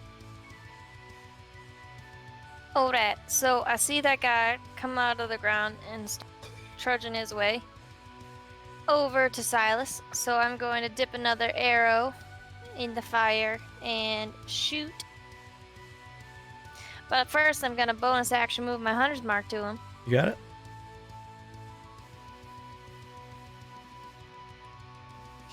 No, 13 hits for 12. it hits! These guys have no AC. Unless you roll ones. And you got so your fire arrow shoots forward and smashes it in the side of the cheek. It, And that'll be it. Wait, was it the other guy that moved? Hold on, let me cover these guys. Yeah, you're alright, okay. So he took 5. Could have swore it was the one on the right. Too many zombies. Alright, so this one's going to swing at Silas' steed. 7. This is. Silas. Okay, so the one to the right, we're gonna have the host. This one? Or this No, one? the upper right. This one? Yeah. We're gonna host stop it. Kick it in the chest for 7. And then the one that's bleeding out to the bottom right. The one with the fireworks sitting on top of it? Yeah. 7 just misses. You're so worried about hitting that fire that you kind of pull back a bit and miss. Alright, so it's end of the turn. So he's going to swing at the horse again. Is Silas considered within 5 feet of my orb? His horse is definitely. Okay. If need be, I'll heal your horse, my dude. Eh, worry. So your horse takes. takes 2. So you did it at 3rd level, so it's a 3d6? It's a 3d6, yeah. Because this happens at 2nd level, yeah. If it's 2nd level, then it's only the 2d6. I was confused before because I thought you were supposed No, it should be at every level after the first it goes up, doesn't it? No, it's a 2nd level spell and then it goes up 1d6. Yep. Oh yeah. Okay. We're both alright, that makes sense. Yeah, So 2d6 though. Your horse takes. Do you want to keep your original roll? Do 10? Sure, yeah. Okay. No, I should re-roll because I originally rolled with a 3d6. Gotcha. Yeah, it has to be- It's 10. Yeah, so then it makes a deck save versus whatever your DC is. Oh, so the horse makes the dex save? Yep.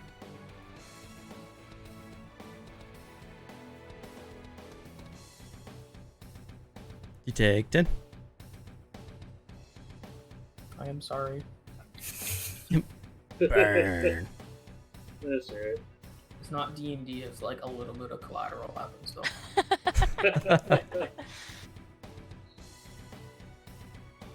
Lucan.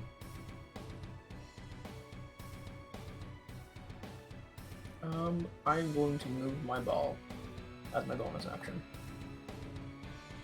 to the zombie that's not next to the things that are on my team. So the one with the little Eekneeks mark. Got it? Yeah, and then I'm gonna ram into that. So it's a Dex saving throw, or it takes 10, or half if it succeeds on the 14. It's got a minus. It's got a -2. Alright. So it takes 5, and then as my action, I'm going to Eldritch Blast it. Okay.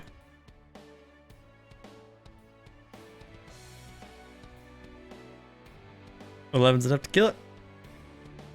Undead Fortitude. Ah. Nope. Kapow.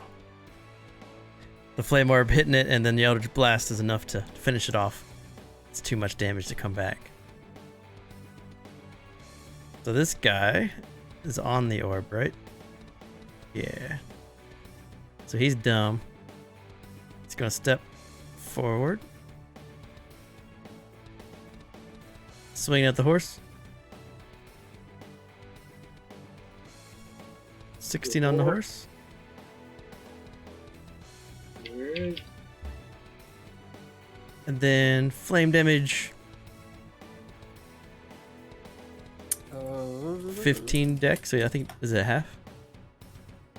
Yeah, it'd be half. You want to roll 5? Got it. Cool. Alright, so he steps forward out of the flaming sphere, smacks the horse. His back gets crispified. Okay. This zombie's going to smack the horse. 13? Yep. Just everything's beating on the horse.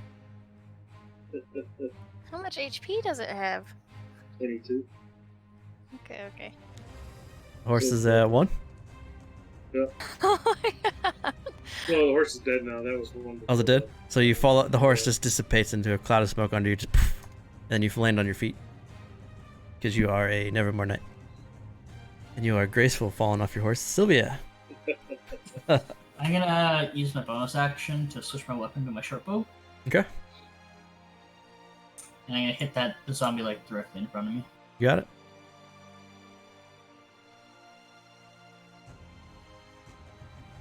Almost the crit. 14 hits for 6. And then I'm gonna back up some more. and You got it. Yuska is not here, so he... Oh, he's back. Oh, he's Oh, back. he's He's back. It'd be a shame if there was some hands popping out, Sylvia, next to you. You're up, Yuska. Sorry about Yeah. that. Pest control. Oh no, horsey's down. Okay, so, I'm on my feet though. we got plenty of health. I will ram it into that center guy with my bonus action. Cool. That's a fail. 9 points of damage. He's looking pretty rough, but he's still holding on. And then I will, same thing as last time, I will produce flame on that zombie. Same one that you rammed into?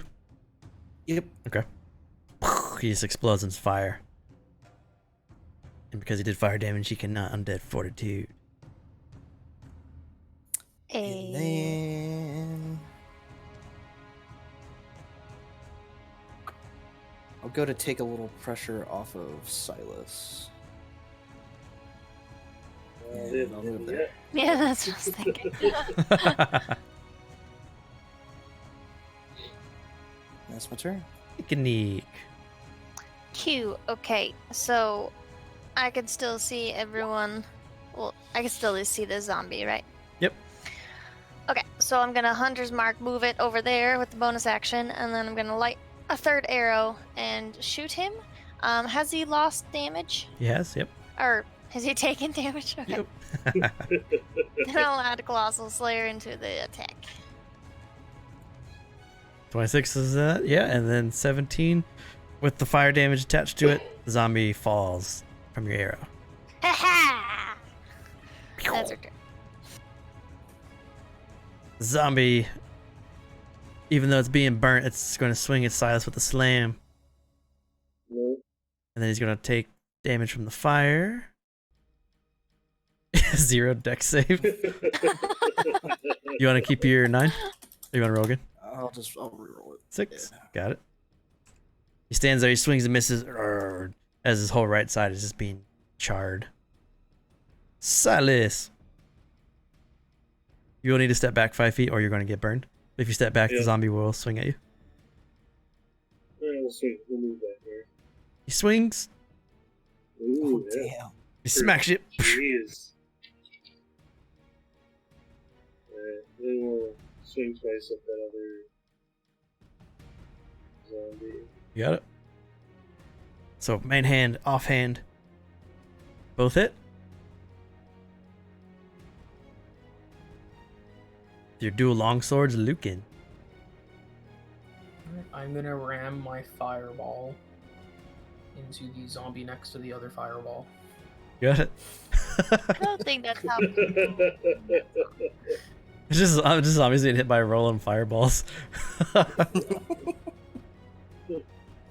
Hey, it's doing his job. So he takes half damage. Does it even... Just covered in fireballs. Alright, it just slams into him. He's he's on fire. He's so stupid and mindless he doesn't even care. And then I'm going to Eldritch Blast the one that's in combat with Silas. You got it. 25 for 2 hits. You take off its head snaps back and its neck's broken and its head's now just hanging there, but still alive. That's correct. What?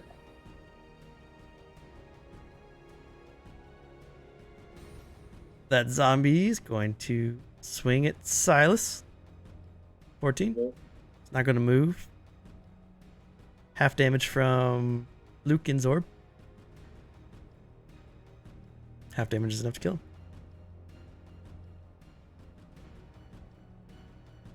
Sylvia. I'll take an arrow shot at the last zombie. You got it.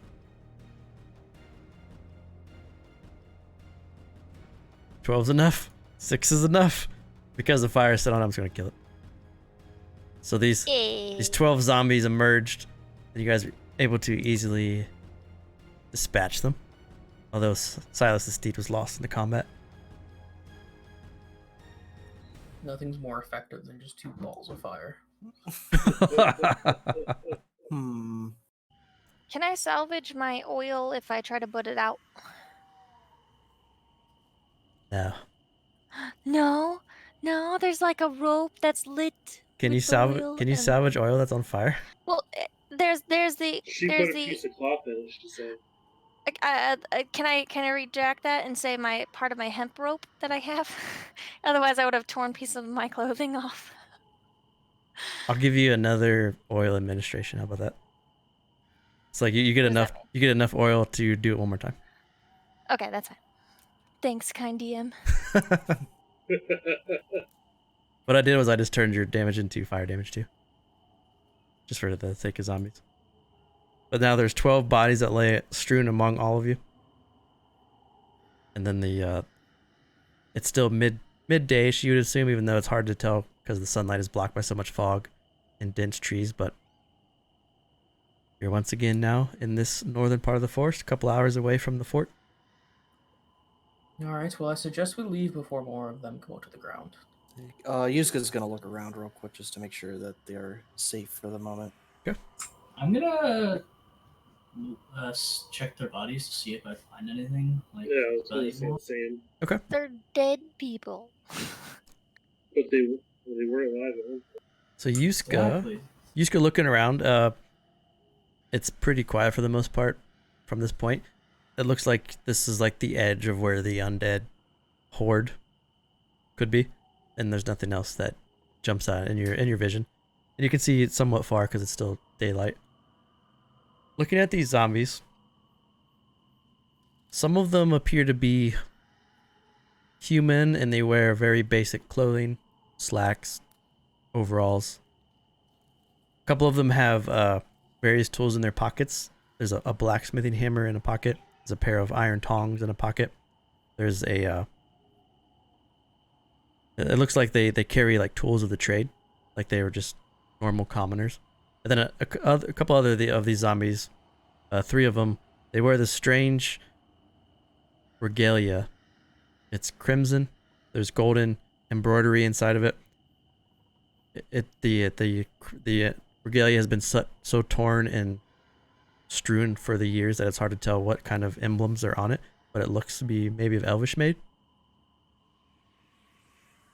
But they don't carry any sort of weapons or coin or anything that would be useful. Unless you want to try to take a blacksmithing hammer or some sort of very basic tool. So blacksmith tools. No, I'm good. So you stand in the forest, midday. Eek's gonna go grab some medium, small stones to her size, and put them on the nearby zombie bodies as sort of like an attempt to bury, but not really because they'll just come out of the ground anyway. And it's like she's like, trying to return this to you, ethereal ones, gonna be okay. Okay. So.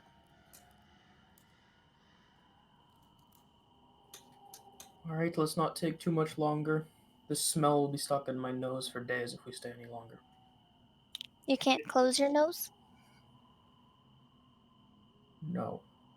We should all try to avoid it so that more don't come out. Well, Do you want to go deeper into the forest or do you want to go back towards the fort? Nah, we'll just go back. We're leaving. Hmm. press onwards! Do you think if we go off the main...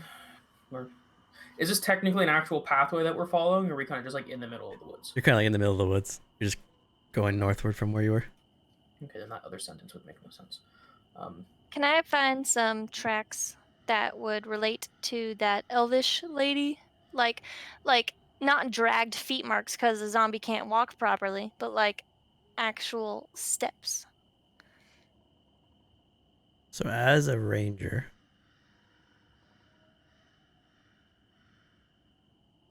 in this area here, like just in this small area, you don't see any tracks that look like Okay. it, but if you were to spend some time and like kind of go back towards the fort a bit and look for tracks that go out and then follow it, you could do that. That is a hell of a long time. There's just none in this area. Like she didn't come through Okay. this area very that you can see. That's chill.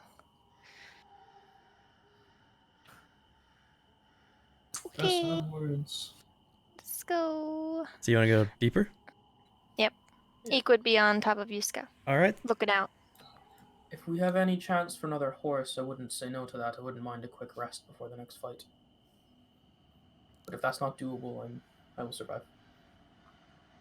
Do you get shapes back from short rest or long rest? I believe it is a short rest. Can't remember for Druid. I know Silas will need to recast his steed. Regain expended uses when you finish a short rest. Okay, yeah. Do you want to take 30 minutes, take a short rest? If we do Yeah. that, Eek will try to patrol the area. All right. So while you take a short rest, let's do our quick little 5-minute break. Then we'll come back and you guys are pressing deeper towards the city. The undead elven city. So we'll be right back, chat. Don't go nowhere.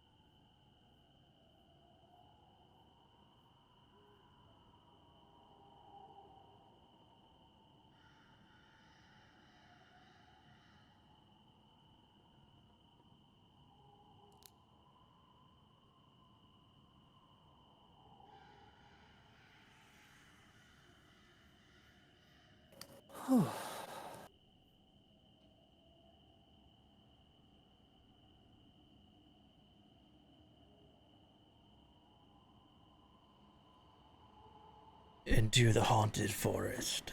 Ba, ba, ba. This is it. This is where we die.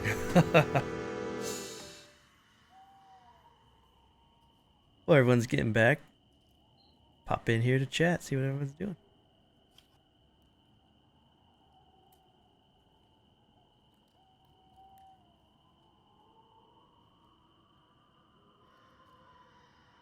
Kind of ready for this long branch whiskey to run out so I can get something different. Not too big of a fan of this Matt McConaughey whiskey. I bought some Old Forester the other day. That sounds good. Yeah. Yes, yeah. It's good stuff.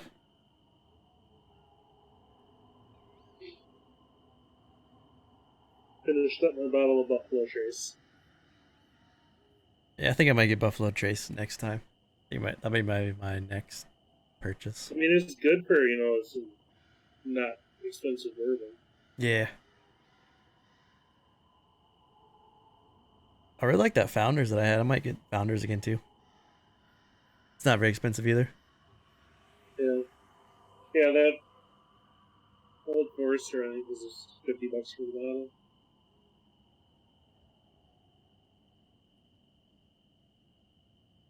They had some Whistle Pig for $370. Did you get that? That's like what you should get when you move into your new house. Well, I'm in the house already. Oh, you're in it already? Yeah, we closed Wednesday, selling the other house. So. How is the new place? Actually, the last 2 streams, I think. So we closed on the 31st for the new house.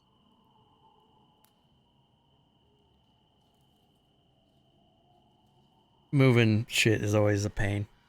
Yeah. It was nice. I got a 26-foot truck. And it took just one trip to move all the big stuff. So that was nice. Now that you guys have went through the first initial wave of undead, it's about to get interesting. Yeah, we're gonna fight 10 times that amount and die. I can't give you a legendary artifact for free.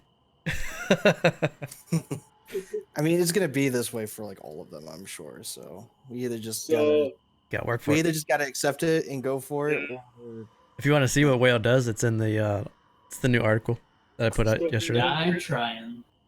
Zoltan, so if we wrap ourselves with bubble wrap, we're gonna be good.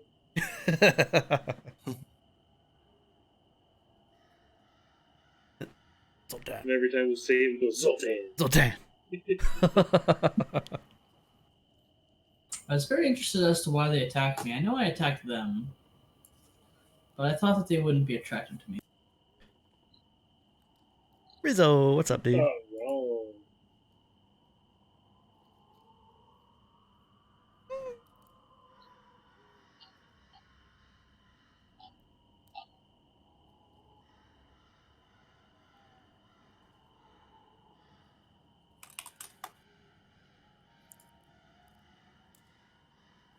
That one-hander rolled a stupid 19 to hit me. Well, this is a short rest, so you can burn hit dice if you want and heal. I'll burn one. Burn some hit dice. Just waiting for all the players to get back and we'll get it going again. And besides, guys, what's the best way to farm XP than just slaughtering hordes of undead? I mean, since you guys hit 5, that's a huge power spike. Get the double attacks and all kinds of stuff. So basically, I'm back Level 3 spells. Yeah, level 3 spells. Yeah, you guys have a huge jump. Pull out all my books again. Get all my druid spells. Oops. At second level, how many spells should a druid have if your wisdom mod is 3? Let me check while Lucan's coming back. I can't remember. I think, let's see, I have like 8, I think. I have a question for you, Lee. So theoretically, if I got that weapon, the Wail. Yeah. So if I hit it with my first attack and then swing twice more, would Vengeance kick in on the second two swings? It would. As long as you do damage and then you have your second swing hit, yeah. Yeah. Okay. What I was wondering. So Drew to level 3. Okay, there you go.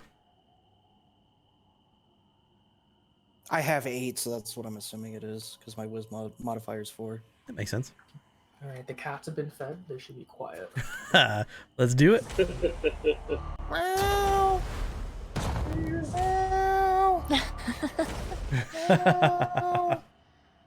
Are you sure you're not Echo? I don't hear at all. It's never quiet. So, Silas resummons his Nevermore steed. The spectral steed emerges. Yuska turns into a horse again. And the I group... patrol the area. Do we regain any hit points? You can burn a hit. You can dice. burn hit dice. You took a short rest, so you can burn a dice if you want. And you, But I might as well. I like that idea better than me using my healing. So yeah. you guys push northward into this haunted forest. And as you do, surrounding you on all sides, this forest starts to slowly change to a putrid, stinking mire with black mud. And small little insects start to bite you on your shoulders and on your neck. And now each footfall from the horses as the mud gets thicker and thicker. Tall trees push themselves together up by the roots, and grim branches reach out over you like twisting claws. The only sound you can hear replicates the ambience is the crowing, or is the cawing of crows. I need each of you to make a wisdom saving throw. Oh Oh, I'm so. no. I'm wise as fuck. It's fine. I'm gonna get a nat 1. I'm intelligent, but I'm not wise. I'm dumb as all hell, I'm but dumb I'm as very all, yeah. wise. No, I have no wisdom. Silas and Ikanik, I need you both to roll a d10. No. Man, you guys gotta start worshiping Resmir so he can give you the wisdom needed to travel. I mean, maybe Resmir's the one. That's. As you are pushing through this thick mud and this mire, Ikanik and Yuska, or Ikanik and Silas, sorry, you hear, it's almost like the wind as it whips around you, it whispers as it goes by.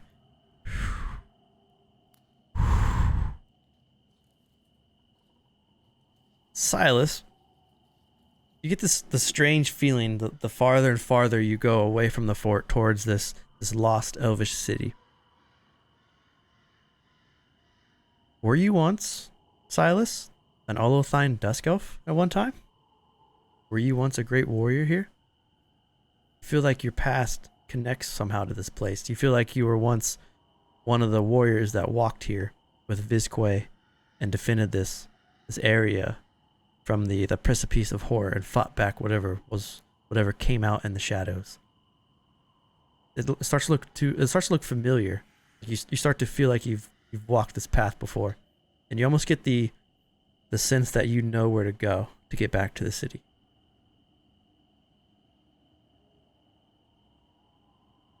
Ikanik with a 2.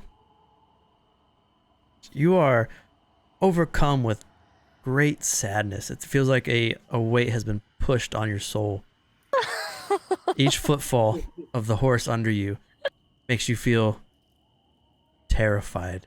You want to get back to the fort. This is too much to handle. Each step forward is more difficult and more difficult and more difficult.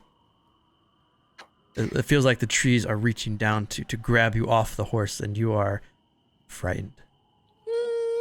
Okay, but Eek would lay down onto Yuska and like grab him from all sides and just start shaking. She's like, Yuska, I want to go home. Nerd.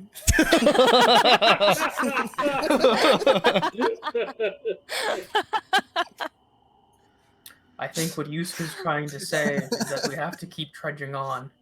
No, I can't We'll do be it. there I soon. can't do it. I can't do it. It's too bad. Just close your eyes, and I'll let you know if there's some danger. Oh no, I can't. And I'm gonna take one of my purple fancy robe bits that kind of just go drape around my shoulders, and I'll hand it to her so she can use it as a blindfold if she wants. Her eyes are closed. I'll take it back, I suppose. If need be, I'll tie it myself later. She's like really holding on to Yusuke, like nails dug in and everything. Not moving. Silas, your horse, and Yusuke, because you are a horse. You're the horse and Yusuke, you're about to pull your legs out of the mud, and you find you're stuck. You struggle. It doesn't feel like your leg is stuck in the mud, though. Instead, it feels like something has grabbed you and is pulling. Ew. You look down. You see gray, emaciated hands are attached to your legs and are keeping you in place as they reach out from the mud, grabbing your ankles. Oh. Now that you've stopped and looked down, farther and farther ahead of you, thousands and thousands of hands are reaching out of the mud, just wiggling their fingers. Guys, we can't do this. We can do Why it. did we stop moving? Why did we stop moving? Well, so you said I feel like I've been here before, or I know where I'm going? You get this weird sense that Right. you've been here before. And that So you I are... kind of had an innate sense of kind of avoiding a lot of this stuff.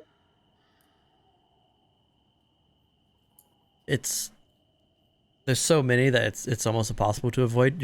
If you want to continue forward, you're going to have to either find a way to like hack them down, like slash the hands away, or maybe go around, or go over, or burn them.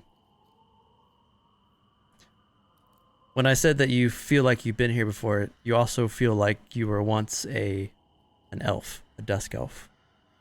Okay.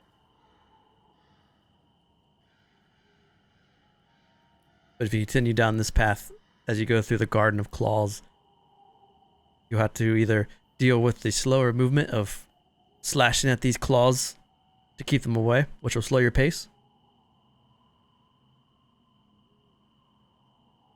Or you can go around and go another Will we direction. be able to keep up our pace if we use torches? No, because you have to bend down, you have to burn these thousands of hands that are just wriggling and grasping at whatever comes by. So if you try to the horses try to run, they'll just they'll just grab on. So with each step, you have to be ready to smack them back. How long and wide is this garden? So would it make more is it long? Would it look like it'd take longer to go around the garden than go to through? Looking around, from your vision, from this vantage point, the garden goes past your sight. So it's at least another 20-30 minutes through this garden, and then in each direction, it continues to. It's just like a sea of hands in each direction. Might as well keep going through it then. I vote we go through it. Who knows how wide this thing is? Eek is praying to Resmir almost unintelligibly and quickly, and kind of just mashing words together in the form of "Please save us, Resmir." So as you pray to Resmir and you look around, are your She eyes does open? not look around. No. Your eyes are closed. Okay. Yeah, she's clutching onto Yusuke.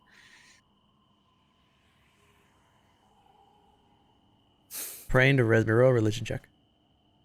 Oh God, fuck Lucan. The fuck did I do? You can. She didn't know Resmir before you. Are you praying out loud? Oh yeah, definitely. You can hear praying to Resmir. With an 11, She's mostly just sobbing. Her eyes are closed and she's somewhere her cousin Ook's drinking a beer. Trying to finish their Mackinac whiskey.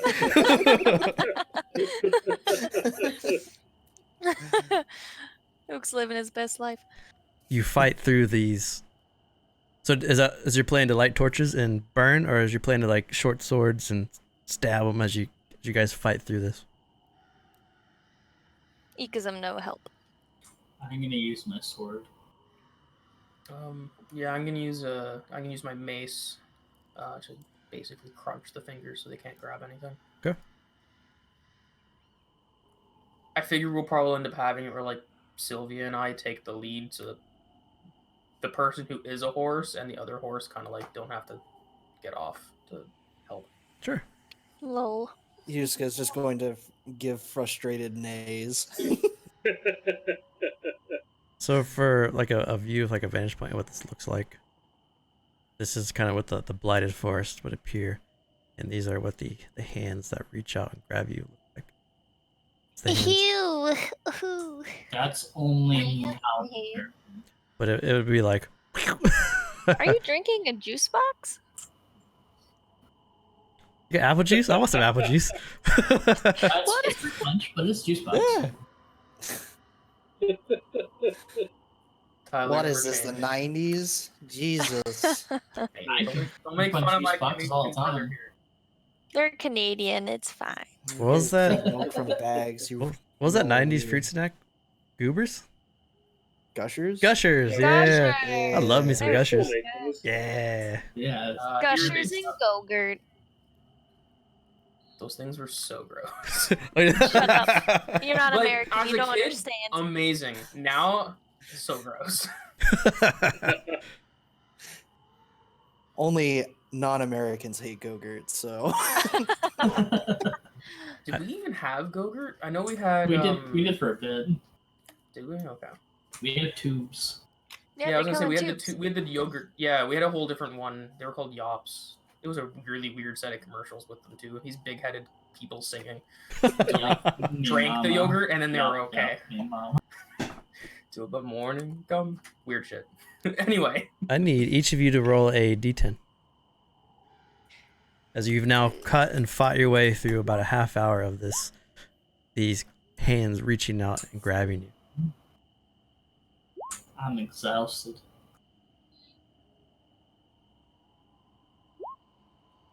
God, fuck. Sylvia.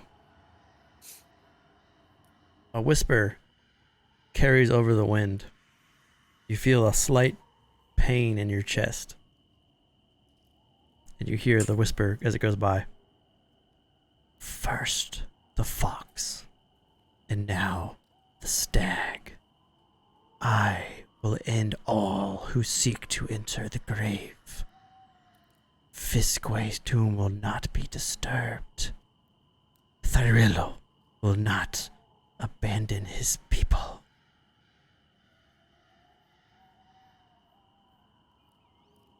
You have been marked by the Revenant. What the heck Oh, does that fuck. mean? Not even a whiz save. This dude ain't playing around. You continue forward. First the fox, then the stag. Eventually, the hands fade, and you have made your way past the Garden of Claws. Am I still frightened? You're still frightened. It- Okay, I didn't see any of this.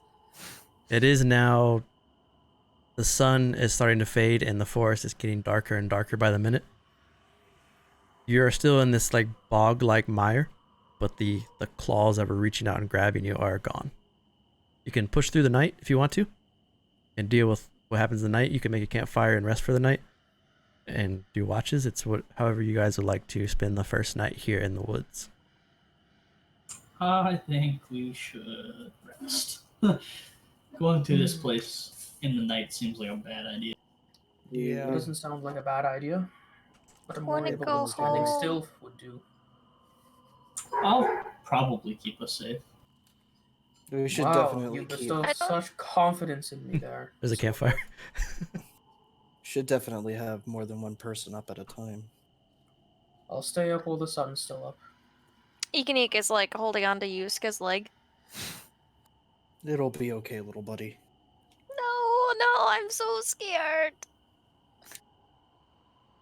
Are your eyes open? Yeah. She opens them periodically. Open your eyes for a second. You look over at Echo. God damn it. What the fuck?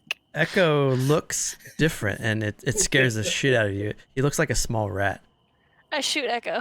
His eyes are startled and wide, and a ring of tendrils expends out of his mouth as he hisses at you. No! I shoot Echo immediately. I hate that you have this prepared as a strange. That's so disgusting. Strange Echo vision. Are you shoot at Echo? Yes, I shoot at Echo. Make an attack roll.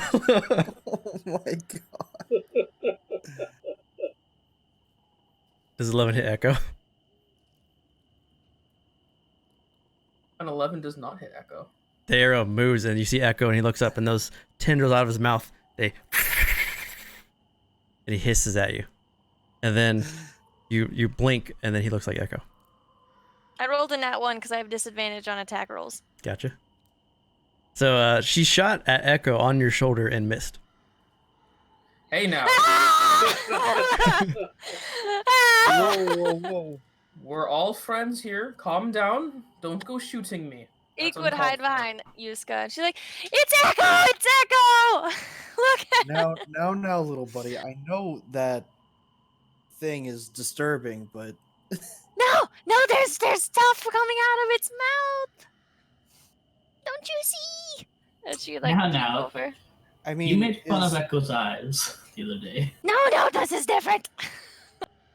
There's stuff coming out of her mouth, and it looks like a rat. Lucan, why is it a rat? I think you might be seeing things. No, You no, seem quite hysterical. it's still on your shoulder. If this will help, and I'm gonna snap my fingers, and Echo disappears.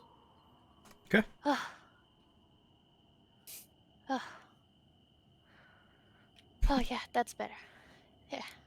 I think we should Okay. rest. I was originally going to suggest to keep going, but if Eek's gonna be like this, then yes, we should rest. I think we should just leave. Make wisdom saves, everyone. It's been a couple hours.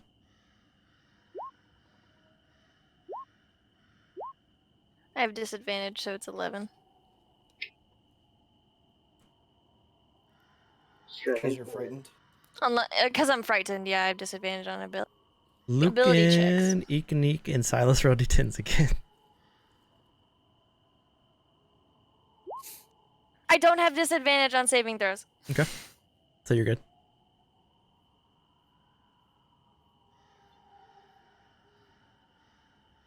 I ordered the wild mount from Amazon today. Ooh, that'd be nice. Can't wait. I just want to see the new Dino, or is it Dinomancy or something like? Whatever his new spell thing is. Dinomance? Yeah. Or Theo. Dunamancy. Dunamancy. That's what I'm. That's it. That's the main thing I want to see. Like I want all the new spells. Learn Hot Boy's Hot boy. So I got a 9 from Silas. Caleb. I need a I read that chat. I know how they roll. I need a D10 from Lucan too. Oh, okay. My Yep. bad. D10? D10. I thought you said Rukin for a second. Hadoken. That's a bad roll. Lucan. Looking at Ikanik, Damn it! the same strange tentacles that she saw from Echo's face are now emerging from Ikanik's face. Very Cthulhu-like as it sticks out of her mouth, out of her beak. Oh, Resmir, protect us. Force has gone insane. And, is she looking at me? Yes. Ikanik, I would prefer if you didn't look at me right now. You've had better days, I think. I'll What? put it that way. That's not it. Am I still frightened? Yeah, it doesn't go away. None of these go. None of these leave until you leave the woods. So for the Jesus. the Yeah. entire rest of this trip, Ikanik, when Lucan looks at her, will have tentacles out of her face. If Ikanik continues to look at me, I will resummon Echo. as a statement of war. She'll turn around. She's very confused, but she'll like turn and like hug onto Yuska's leg, and like just snuzzle his fur. All right, thank you there, Eek. Hopefully those tentacles of yours don't get too close to me. I don't know what you're Take like a talking couple steps about. back. These I are. don't have tentacles. This is a modified madness table. He could look up at Yuska, like, do I have stuff like tentacles? You feel fine. You're like, what the fuck is going on? That's why I'm like this. Like,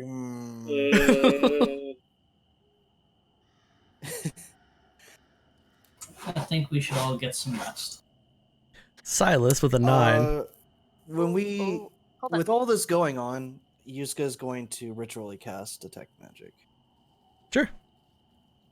That's why you start to cast detect magic, Silas.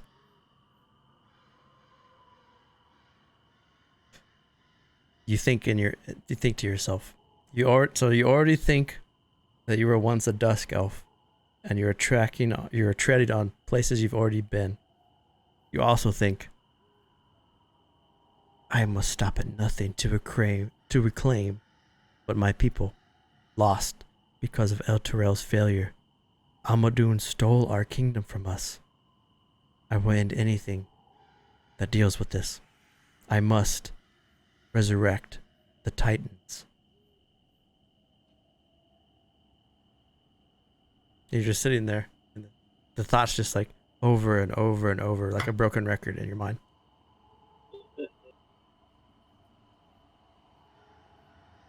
Detect magic goes off. You pick up the magic on Silas's ring, Lucan's book, your wand. Nothing else though in the vicinity besides the magic items that you have. Okay.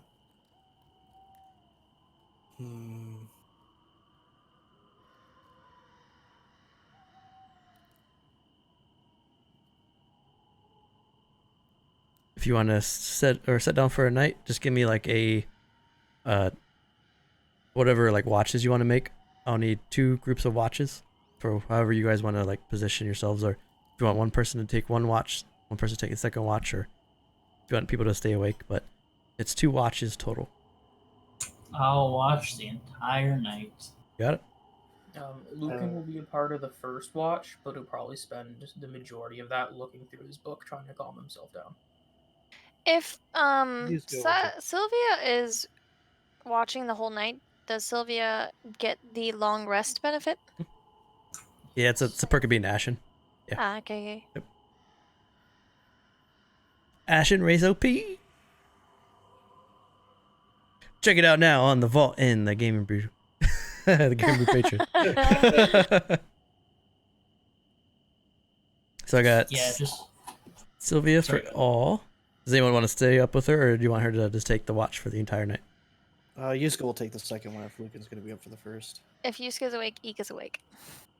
So I got Yuka, Eek, and Sylvia for the second. Or you said first. You said Luca for the first. Luca and Sylvia for the first. Yuska, Eek, and Eek, Sylvia for the second. Okay. So for the first, Sylvia, Lucan, if there's anything you want to speak about. If not, give me perception checks.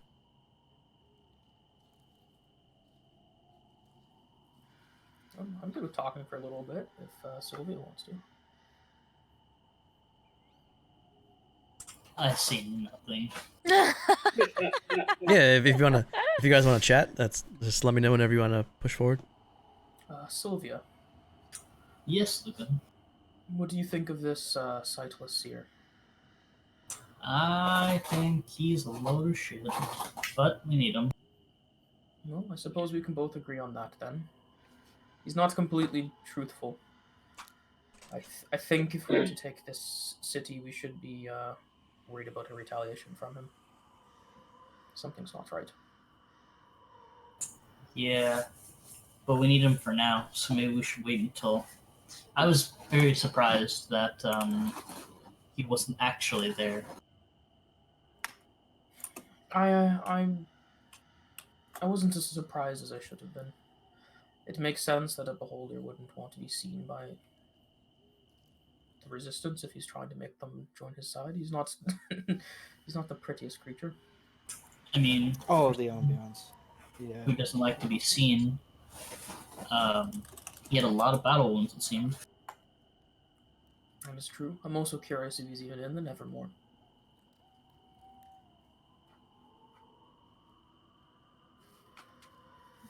That makes sense.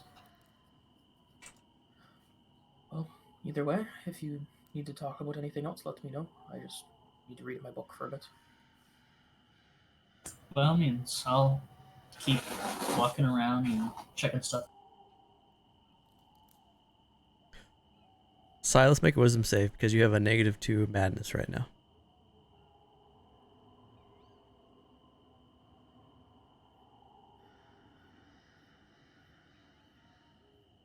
Okay.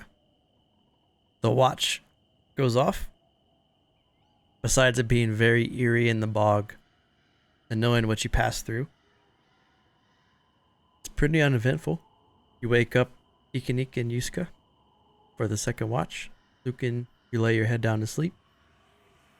If there's anything that Ikanik, Yuska, Sylvie wants to discuss while you're on your watch, let me know. If not, we can roll perceptions and we'll continue. Ika's just terrified.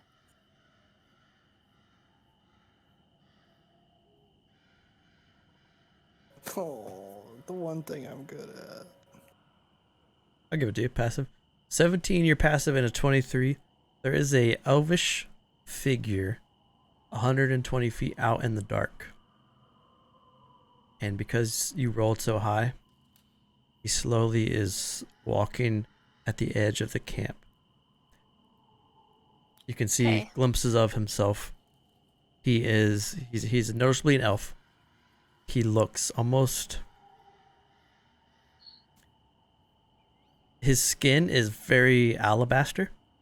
He has high pointed ears. So the elves that you've seen so far have pointed ears. His ears are like exaggerated.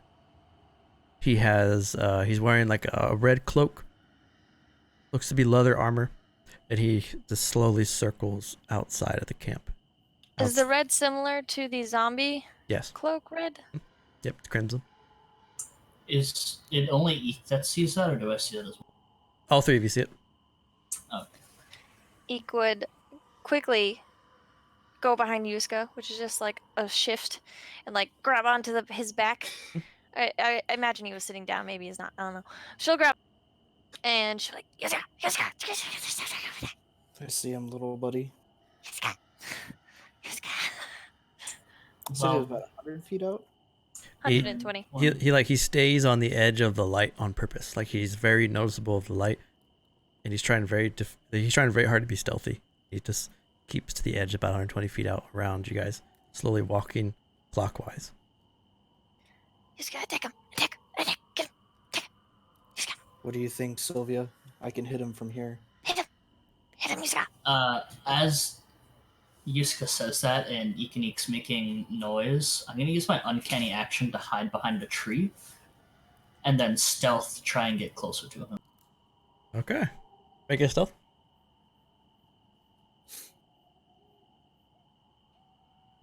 Great. But he clearly looks like one of the undead, and I would assume I can discern that he's probably an enemy. Yes. Yep. Yeah. Well, if with Silas saying that, I'm gonna cast. I'm gonna moonbeam him. Okay. So Oh, and he's undead. That's So- medium damage. you have moonbeamed out the Revenant, and we're going to roll initiative. The Revenant? You're attacking the Revenant that's coming after us? So God. if you want to wake up Silas and Lucan, they just don't go this turn. They have to wake up, and then they go the turn after. But they can still roll initiative for this round. And Silas, you will not be wearing armor. You cannot long rest in armor, and it takes time to don your armor. So your AC while this happens is your dexterity plus 10 plus your ring, unless you want to take the time to put on your armor, which takes time. Same for Lucan, it takes time to put on armor. How close did I get to him before we rolled initiative? I didn't actually see his token on the thing until after. So with an 8, he still saw you, and he was kind of keeping his distance. And then, so like you hid behind the tree, and you're trying to approach him, but he still could see you outside of the tree.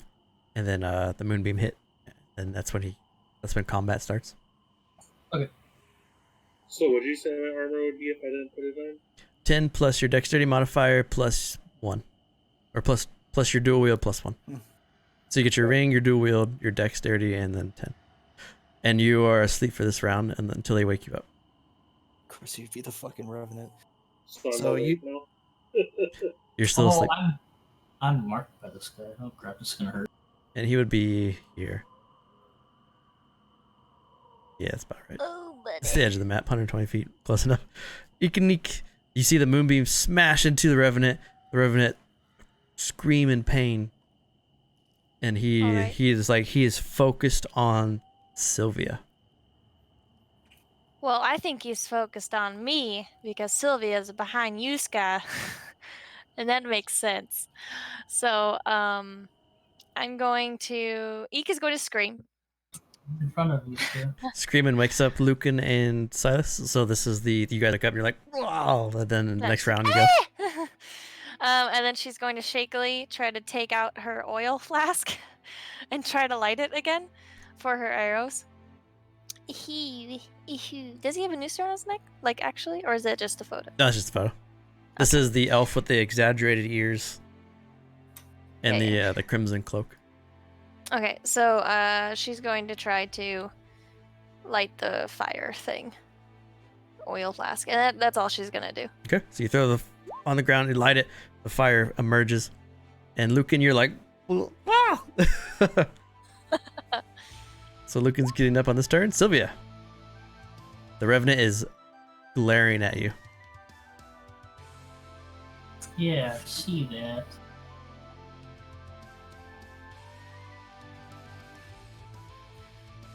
Show also a range of 30, 60? 80.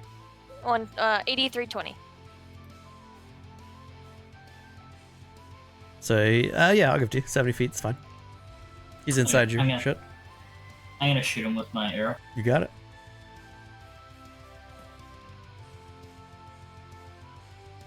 That was the first one was wrong. 17 hits for 6. Your arrow smashes into him. It looks like the arrow kind of goes through him a bit. Doesn't look like it does as much damage as you would hope, but it still did damage to him. Meaning he's probably resistant to piercing. Of course he is. On my turn. He full-on sprints his full movement to there. Just it's almost like a ghastly wind just shoots across the field, and he's 10 feet away from you, as he has a 35 movement speed, because he's looking at you and he's a Revenant, which is why he gets an extra 5. Yuska. This Revenant just. Oh fuck. Moonbeam. I can move it. Shit. Just come as you get sweet.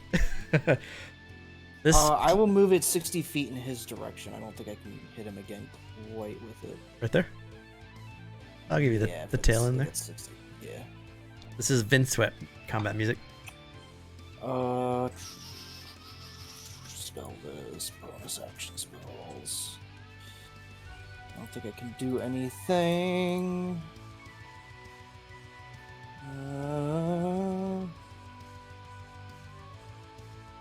Reaction. It's concentration. Yeah, I can't do anything else. So for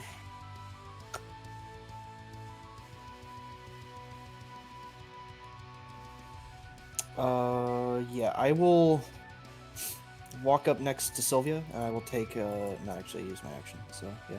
All right. Just walk up next to Sylvia. That's my turn. You got it. So Silas, donning armor, I think, is a minute light, 5-minute, medium, and 10-minute heavy, which is far beyond the initiative. So you're pretty much fighting with your dick swinging. Unless you want to spend a minute to put it or try to put armor on, it's gonna take a while. It's insane. And your horse is out. You do have your horse. So I do have my horse. Yeah, it's been with you the whole time. Let me grab it for you. So your horse is just kind of sitting next to you. If you want to give it its health back too. Actually, I got it. There. Okay. So if I want to put my armor on, I can still send my horse to attack, can't I? If you want to spin, so each round is 6 seconds, and you wear heavy, so you're looking at Horse can take you're looking quite at, a bit. yeah, you're looking at a long time. Okay. 60 rounds. Yeah. So we will just hop on the pony. You're Here. going towards him? Yep. We're gonna hoof him. It's a hit. It doesn't deal as much damage as you would hope, but you do kick into this ghastly figure, and you deal some damage. And then And then with a 9, you swing, and he ducks. Rizzo, go out dick swinging. Ikanik. Okay, I'm assuming the Revenant isn't the source of my fear, it's just a general fear. Correct. Yep. So, it's kinda close. I'm going to light my arrow, assuming I got the oil flask thing working. And I'm going to the Revenant in between Yuska and Sylvia.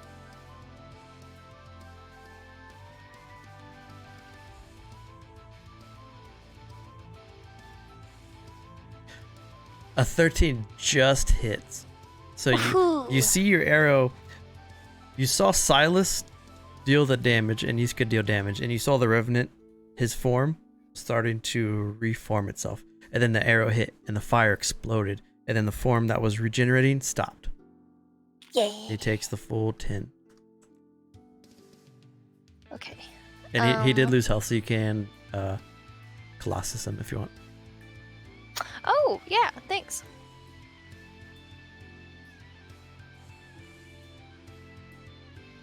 Extra 2. And that's the end of my turn. Look at you. You wake up, rub your eyes, and there's this vengeful ghost in your camp. Alright, yeah. Lucan's gonna like quickly grab up his book, and he's gonna move down a little bit, and he's gonna do the unthinkable and Eldritch Blast this Revenant. A 14 hits. 6 force damage. Smashes him in the side. His form dissipates a bit. And then as a bonus, I'm gonna resummon Echo. Cool.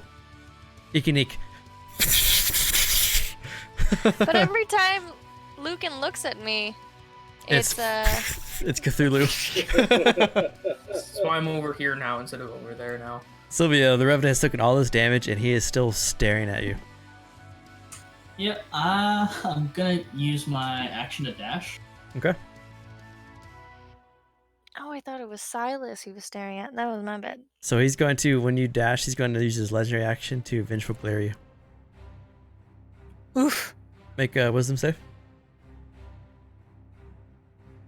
If this hits, he stops you in your tracks, as he's going to attempt to paralyze you. I'm just reading this stuff. Yeah. Yep. So it's a DC 15 wisdom saving throw. If you fail, you're paralyzed until the Revenant touches you. He like freezes you in place. Oh! So you get up, you start to That was a dash. perception roll? Wait, that was perception. Oh, that's perception. You're looking at Oh, that's my bad. wisdom saving throw. That would have been bad. Oh, you still fail. I still fail. So the Revenant's eyes glare red, just poof, and then you feel your body freeze up, almost like you turned to stone and you can't move. At the end of each of your turns, you can repeat this, but for this turn, you are frozen in place, and the next attack against you by the Revenant is advantage. Oh Yes. no. All right. Well, that's the end of my turn then. Oh, it's the Revenant's turn. I'm gonna die here, so. No, we So have healers. The Revenant has sworn vengeance against you. What did you do, man? Who sent the Revenant? So he, Those both because he has sworn vengeance against you, take an extra 14. So he hits you for 28, and he grapples you, and then he punches you again. So you take 28 plus 11. Oh my god. Oh. So he runs up to you, smacks you in the face, and then as you fall back paralyzed, he smacks you again and he knocks you unconscious. Yuska. The Revenant is grappled with Sylvia. Sylvia's body is lifeless in his arms, and he's rearing back to punch again. I will move can the heal. moonbeam right here with my action. Okay. So then he will take, it was 2d10. I'll heal. So save your action for something strong. Just recast that. Is it a con save? It Save. is a con save, and then he takes it to fail, so he takes 11 radiant. Oh, I think I cast twice. 10 takes 11 radiant. Got it. And then I have my bonus action. So I will cast.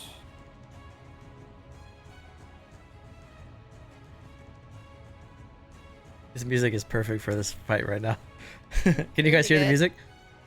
Yeah. Wait. Yeah. It's a bigger heal. Do you want to heal or do you want me to heal? Well, Well, I mean, you have a bonus action anyway, so you can heal. I have a bonus action, so I'm gonna burn 2 of my pool on Sylvia. How So much you do I take- gain? So you'll gain 2. I'll just do this. Oh no, those rolls. You gain 6. You wake up. You have 1 level of exhaustion. I did put on the character sheets. Now you can do. You can push the level in if you want. It shows you in the mid. It's like in the middle.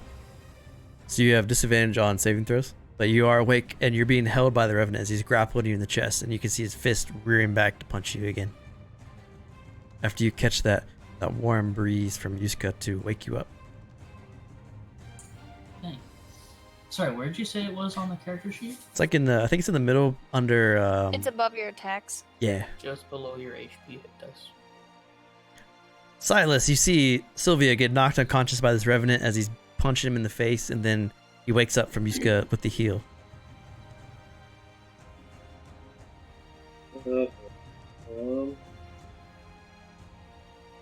So we're gonna. So. 6 misses, Oh no. Swing. and an 11 misses. Alright, well, we're gonna. Oh, music, please. Did I? Alright, let me. Hold on, 1 sec. I think I might have not. I turned on. It's on mine. Can you see it now? I turned it off, turned Yes, it back I on. can see it now. Cool. Yep, I can see it now. Gotcha. So Silas kicks and then slashes and misses. Action surge. This is only for you, so you get a action, Yep. bonus action with your hands. 20 hits for 9, Ooh. and then the 6 misses, but you hit with the first one. You slash the Revenant across the back as he's holding on to Sylvia, and he continues to grasp. Music, por favor. Gotcha. Okay. You can. Okay. Is throwing something that's not a weapon an action or a bonus action? Action. Damn it. Okay. Well, I don't think I can heal you enough to save your life at all, so I'm just gonna wait until you go down again, Sylvia, and then we'll heal you again. Okay? Oh, thanks. Get that He hit grapple you for off like him. more than your health in one turn. Keep in mind that you did see the Revenant start to heal himself, and then you saw that fire damage prevent the heal, like a troll. Yes. So, yeah. Okay. If I, yep, okay. If I put something down, is that a bonus action or an action? What are you putting down? A wild magic potion.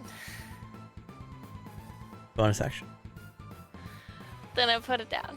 It's like dropping it next to you? to my oil flask that's on fire. Okay.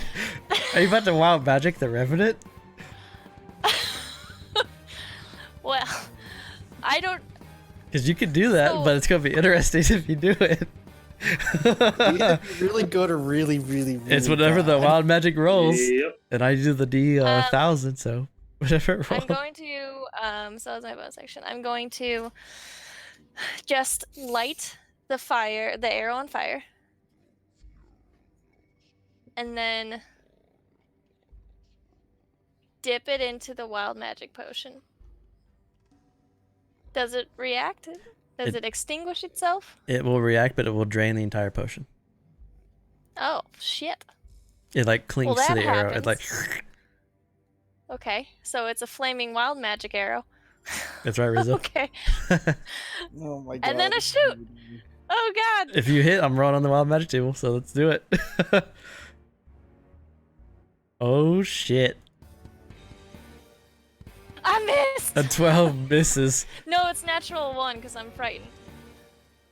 It shoots to the side as it flies over. Okay, that's fine. There's something That's weird my happening in turn. the background. Oh yeah.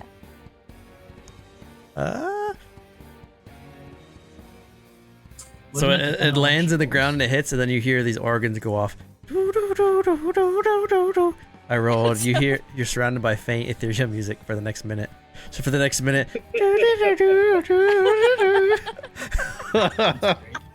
Oh, That must be could've so been creepy. So bad. That could have been so bad. Is the Revenant still grappling Sylvia? Yeah. Yep. Okay. Lucan is going to run in and he's going to try and shove the Revenant to the ground. So I'm using a shove action as my main. You got it. Wait, you're gonna run into the moonbeam? If I don't, Sylvia will die. You could have ran to the other corner. Okay, you gotta roll a con Let's see. save. But I look Against the scary, moonbeam. so So you take 6.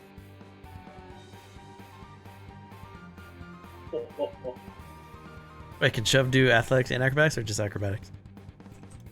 Either acrobatics or athletics, whatever Okay. they prefer. So you roll a 21 as you try to push him off. You fall into the moonbeam.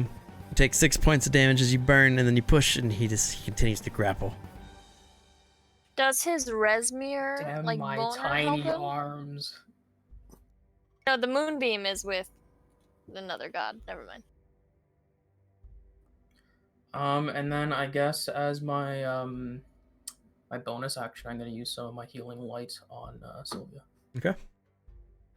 Sylvia, Lucan cauterizes your wounds, and it burns, but it heals you. 7. And you're still grappled. If you want to try to break the grapple, it's a you can spend your action. You can roll athletics or acrobatics against the Revenant. Definitely gonna try that.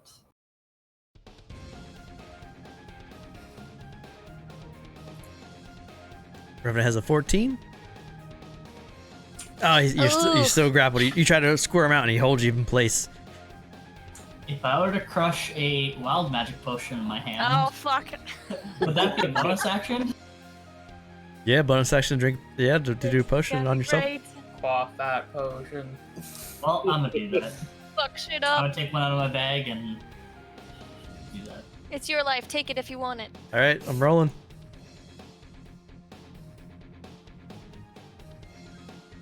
This is what I rolled. You glow bright light in 30-foot radius. Any creature that ends its turn within 5 feet of you is blinded until the end of its next turn. So the Revenant, Lucan, the Nevermore Steed, and Yuska are blind. You don't need vision to punch something you're holding, unfortunately. Yeah, so he gets Dang it. so he gets disadvantage, but he's grappled, so it's like it counters out. Because he would have advantage and then disadvantage. So it's like an even roll. Well, that's the end of my turn. I got nothing That else. was pretty good, considering everything. The Revenant. Alright, at the start of his turn. Six. Oh my god, these rolls! Fuck! The first punch on Sylvia. 21. That hits. He is multi-attack. The second punch on Sylvia is a... Does it drop you to 0? Oh, 12. He is 1. He's at 1. The first one puts me at 1. Second punch. Misses. So you're at 1 health as he smack. He runs back for the second one and he duck and he misses. Because he's still a little blind. Little one have mercy. Yuska. Alright, well, I don't have to move the moonbeam anymore, so. I'm gonna blindly just try to blast him with Produce Flame. 11 misses. And with my bonus action, I'm gonna burn the rest of my balms. And give him 2d6. Do you have to see him to do that? Oh. Nope. Do I? I'm making things difficult. You're fine. 6. You hit for 6.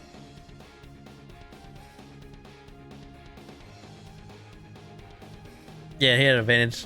Or he was grappled, so it's like puts it at an even roll. Oh, Sylvia or Silas? Alright, so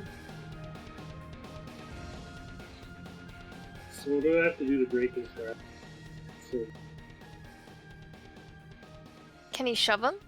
Yeah, you can do what I did, but better. Just shove him to the ground. You make Once he's a knocked prone, he'll- make an athletics check against his check. Because your strength is higher. we'll do that. So that's the action. It's your action to make an athletics.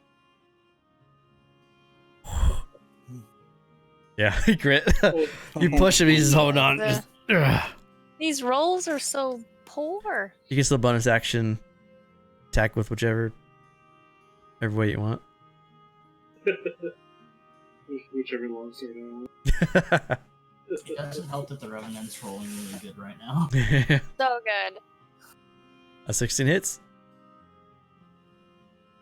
You slash him for 3 with your longsword. But all I can Technique. Okay. So, fuck. Should I heal you, Sylvia, or do you want me to shoot the Revenant with fire arrow? Shoot him Probably with shoot fire. Alright, I'm shooting him. You should probably shoot Shoot him her. with Bonus fire. action, 100's mark.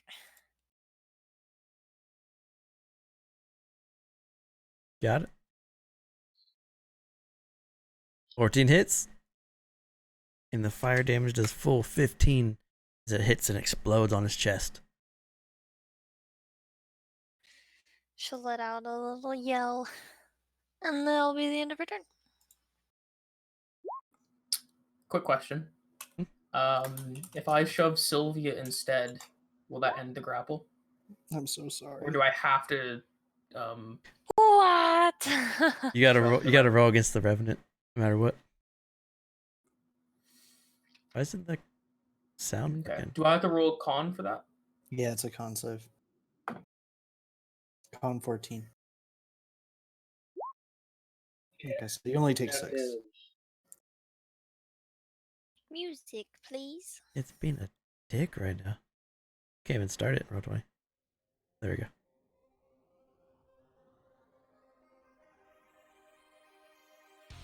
There we go. I guess I'm gonna try and push the Revenant, shove him to the ground again. You got it.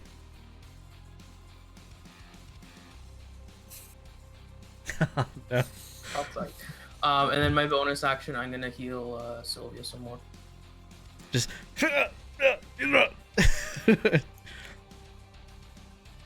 And Sylvia, you are cauterized again by the healing light from Lucan for 8. I have wisdom, Resmir's wisdom, not his strength, unfortunately. That's okay. Sylvia, you're still grappled. Let's try and break free. You 19. Finally. 19. Yeah, you broke free. Run, Forest! Okay, now I'm gonna run as far as I can. I use my bonus action to disengage, Okay. and then I'm gonna run as far as I can.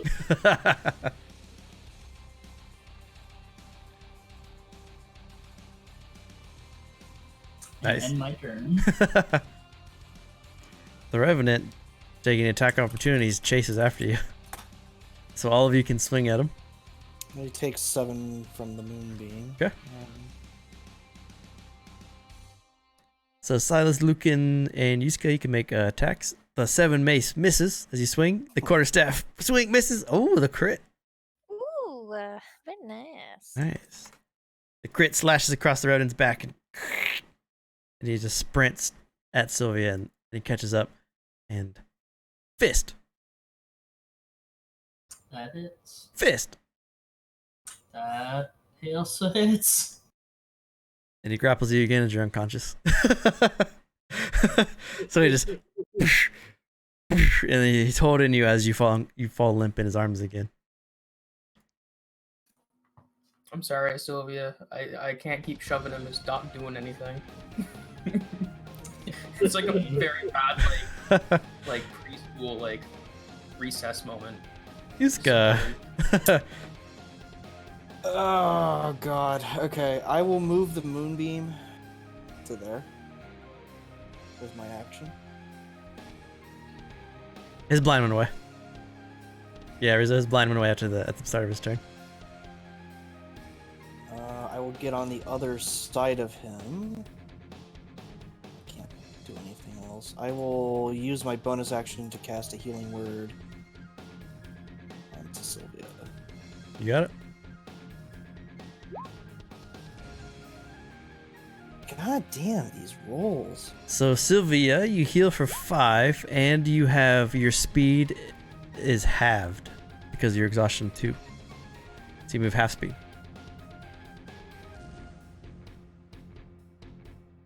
Once I get to 6, I die instantly, right? Yeah, you die instantly at 6. Yep. Stop getting punched. I'm trying. Now my speed is half, so pretty soon. Silas, you rear up and move next to the Revenant. Move here. Oh, how stupid do I want? Push him. Just push him. Cancel that grapple. Just push him. Yeah, we'll try that again. Do it. Do it. Let's do it. Can you grapple someone that's grappling someone? Athletics.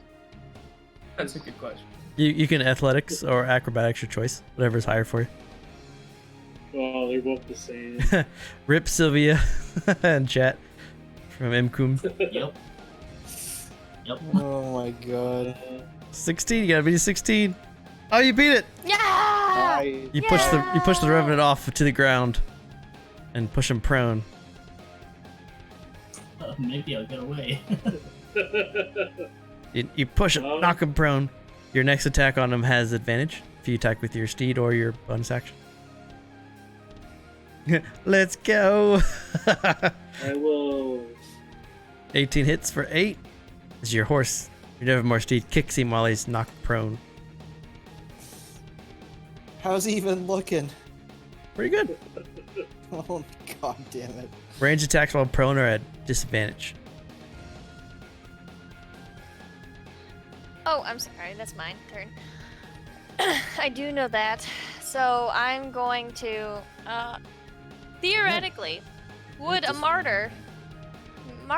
That's not right. Mortar? Would that do more damage than a flaming arrow? You're gonna like mortar him? Yeah. What are you thinking? Dousing him in the oil flame thing that I made that's on the ground lighting my arrows. if I chuck it at him. You want to But- reach down and grab the oil and burn yourself and throw it? I was thinking about it. But right now I'm at disadvantage, so I'd have to like hit him with it at 5 feet away. Close range melee attack.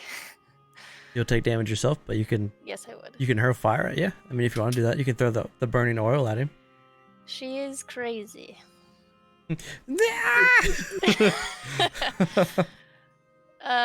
No, she would though. She would. Okay, she's gonna pick it up. All right.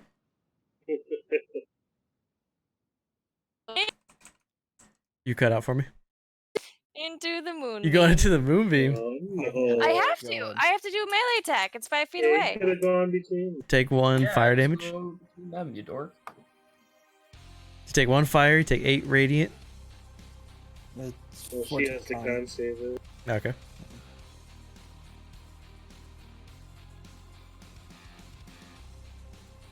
I don't You know how to muted. do roll 20. Please delete that.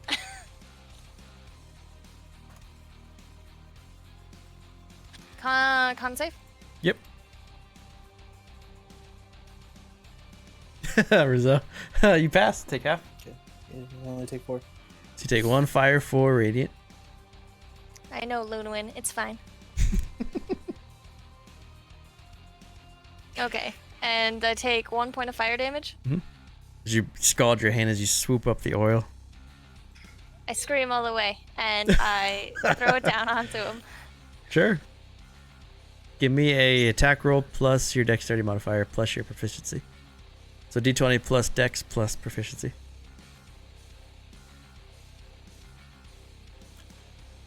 Oh no. 12 misses.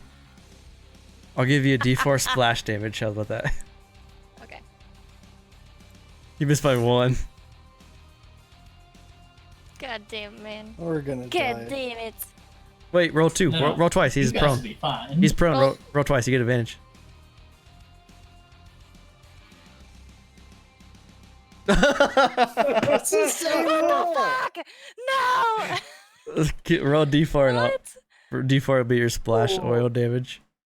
Oh no. Double 12s. Okay, yeah, take 2 fire. This is fucking shit, man. You stopped his healing regeneration. Okay. Double so I was- 12s. Oh fuck. So you run into the moonbeam.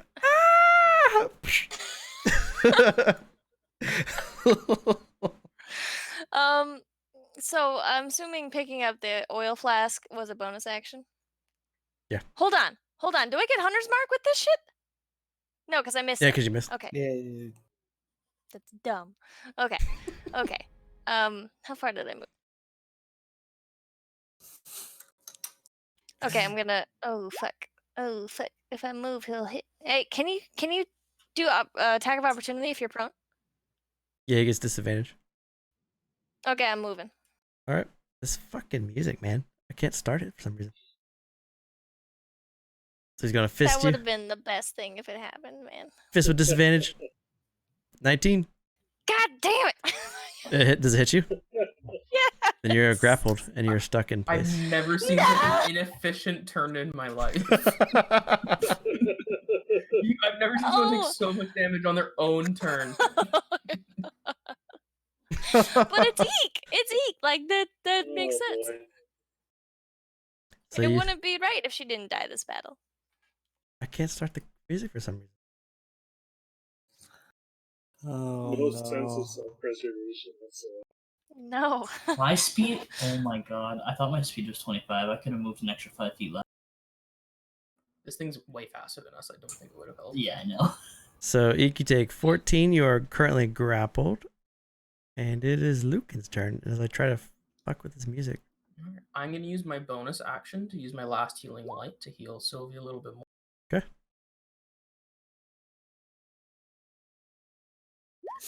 And then, now that Echo exists from the earlier turn I summoned her, Hmm. I'm going to point towards Sylvia and yell, protect her. And Echo is going to run across the battlefield because she has 40 movement speed because I'm not getting close to that fight. And then as soon as Echo's like front paws like touch Sylvia's feet, I'm casting invisibility through Echo. Interesting. I'm going to try to reload my Roll20 to make this music work. Wait, you turned me invisible? You are now invisible. Okay. Hopefully he doesn't have true sight or something, and you can survive. Well, now he's gonna kill Eek, so. That's a future problem. Or my Moonbeam's gonna kill Eek because she's grappled there. You take it as it comes. She sprayed Luna when you never know, you know.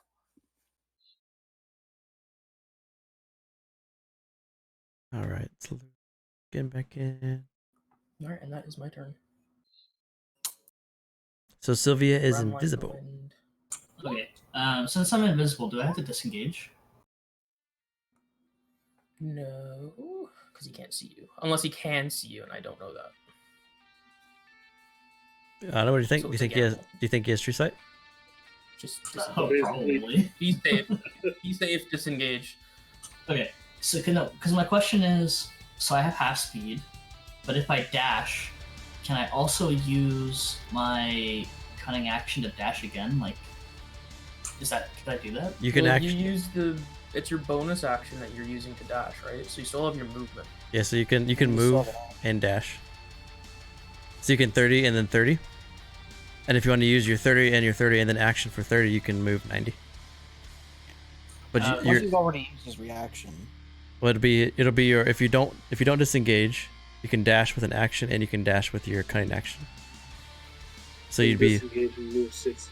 so you can disengage as a bonus action, then you can dash as an action, and then move, or you can dash move, and then hope that he doesn't Okay. have a way to see you. I'm gonna disengage. I'm gonna use my cunning action to disengage. Okay. And then, because my movement is half, I'm gonna move 30. So you like limp away like. It's easier to assist reaction.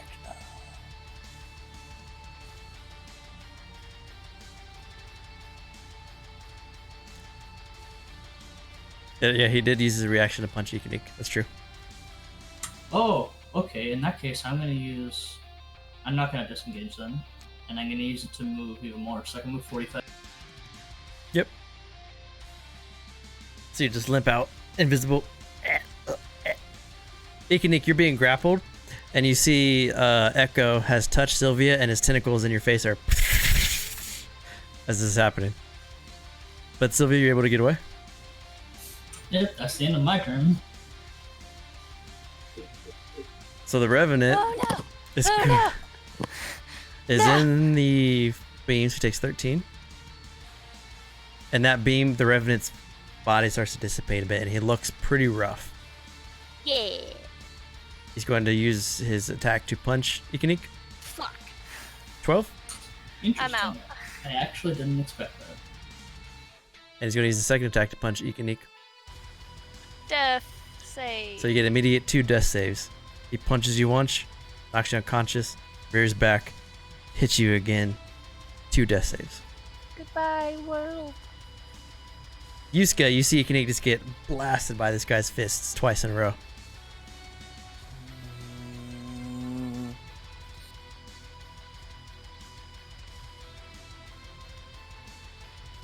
And you know that she will take moonbeam damage, and if she does, it will kill her. The moonbeam will kill her on her turn.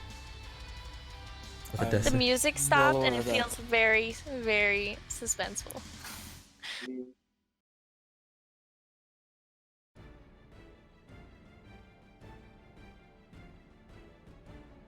On the flip side, this Revenant is pretty hurt.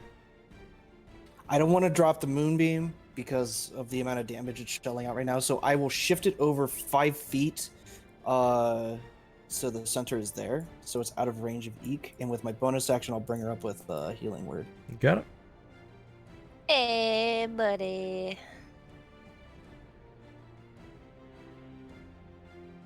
Iki, you open your eyes and you're being grappled by the Revenant as he's bleeding out in front of you and his face is just staring at you, just fire in his eyes. She would spit in his face. And Echo is also in your line of sight and you see his tendrily mouth. Oh no!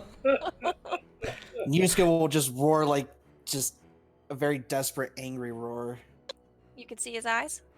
Oh yeah, no, he's fucking pissed. Silas.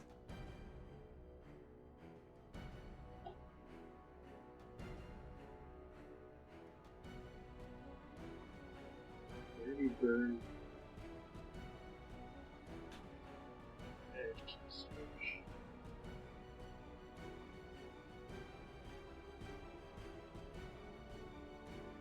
Yeah, I think we're just gonna swing twice at it. You got it. He did stand up. A 12 misses, But is he the real Slim Shady? but a 13 hits. Oh, I swung twice. I think. Did you action search? No, I action searched. I must have just accidentally hit it. Oh, okay, gotcha. So the 12 misses, and you pull back, and the 13 slices across. He's looking weak, and his form is having a hard time staying together, but he is still alive.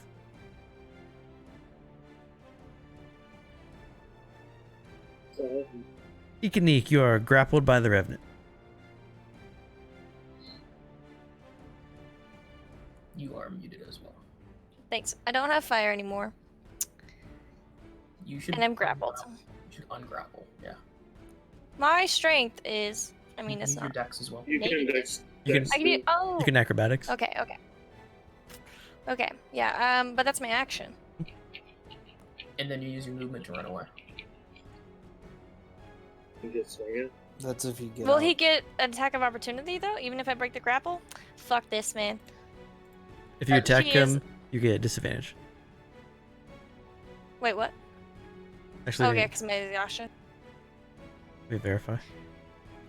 My attack. is at Also, keep in mind disadvantage. with you grappled. he Oh, has it's at advantage to disadvantage hit you. anyway because I'm frightened. Yeah. Yeah.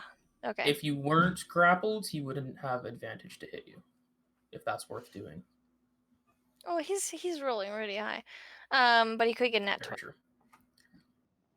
Either way, though, it would Da, just put me da. at 2 exhaustions. Okay, well. That doesn't look very good. Okay.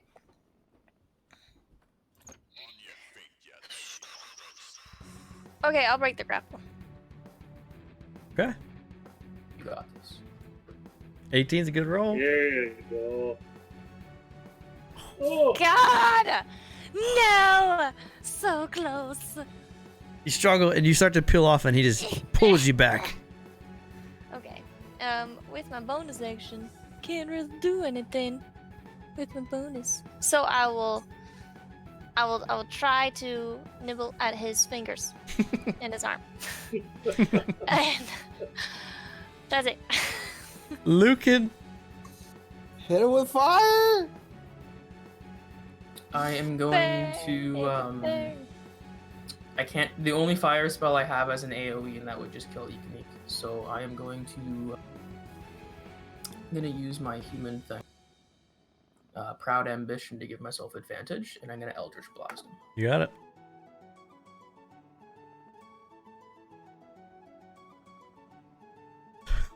Yeah. I swear to God, One. this group. A 23 hits The ghosty one. for one. Living up to the name. Give me half a second. I've never seen somebody in one Eldritch Blast before. He's a Revenant. Does radiant damage also cancel out his things if we finish it? Oh my god! It does. Radiant damage does prevent his healing. Please roll high on my moonbeam. Yeah, and I guess that's my turn. So you Super effective. I'm Eldritch sorry, guys. Blast, and it just like scrapes the side of his arm. Just, Sylvia, you see Sylvia or Ikanik just getting slammed in the face. Nah, she's nibbling now. Just I'm gonna shoot the Revenant with my bow. It's Echo. you get sneak too. Hi, Echo. So cute. Oh, this is a little baby. A 13 hits for 4. Not a little baby anymore. Oh, hold on, Mystique wasn't on there. Okay. Yeah, it's almost a year now. And I'm gonna spend a cruelty die. Okay. Jesus. It's all gonna be ones. It's just ones forever. Oh my God. The ghosty ones. So sneak and cruelty. Sylvia, how do you want to do this? Yeah. Yay! Yeah. As I see him try to rear back for to punch Eek again, I'm just gonna break through the chest. Nice. And he just drops. His body, he falls to the ground and it explodes in this bright, blackish, tarish light, just and dissipates. As his body dissipates,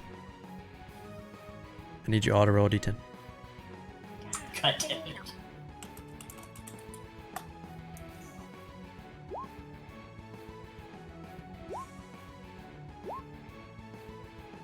I need Silas and Sylvia to roll a d10.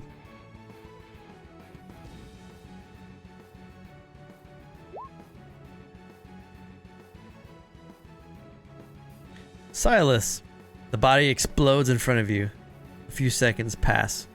Then after the few seconds pass, in your head you hear, first the fox, and now the stag. I will end all who seek to enter the grave. Fiskway's tomb will not be disturbed. Thyril will not abandon his people. And you feel this burning in your chest as you have been marked by the Revenant. Again? Again? We have to do this again? And after you have killed this, you kill this Revenant. And now you're in the middle of the blight of this forest. That's where we end tonight's game. Oh, buddy. We're just gonna go on an On the in-depth bright cycle. side, we finished our long rest, so you know. we can do it. With like no resources. So, Oh, yeah. Silas, We got you a are long marked. God damn. Exhaustion level for days. If you want to, you can spend a short, like right now, and just gain hit points. If you want to roll hit points before we stop. I would just do that. Oh, this happened after the long rest? Yeah. Yeah, they're awake. Fuck. You guys are woken up. So we're taking another one and We are going an infinite loop. Long rest, Revenant. So whenever you kill the Revenant, he dies, and until you kill him at his grave, he respawns and remarks another one. Until Does you... he come back every night? No, He might not have attacked. that's fair. So you heal up a little bit. You're in the center of this polluted swamp area. You assume you're a couple days out still from where the tomb might be. You're not sure exactly where the tomb is. But so this is the 21st of Evenant. Getting deeper into fall. 10 and a 3. So next game is in March. Holy shit, it's gonna be March soon. Oh my god. Yeah. The Ghosty runs return on Monday, March the 2nd next week. Maybe we can run twos. We'll be streaming again Thursday and Saturday at 7 o'clock if you want to join us. Thanks for watching, everybody, and we'll see you in the next game. Have a good night. See ya. We changed your name to the Ghosty 20s. Maybe it'll change our luck. Dude.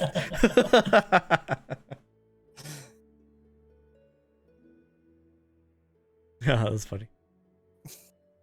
Man, those dice rolls Sorry, were so guys. bad. I'm sorry. Eek, though. Shit, to scoop up some fire. I feel like my moonbeam was the only thing doing any damage, and the dice rolls on that were garbage.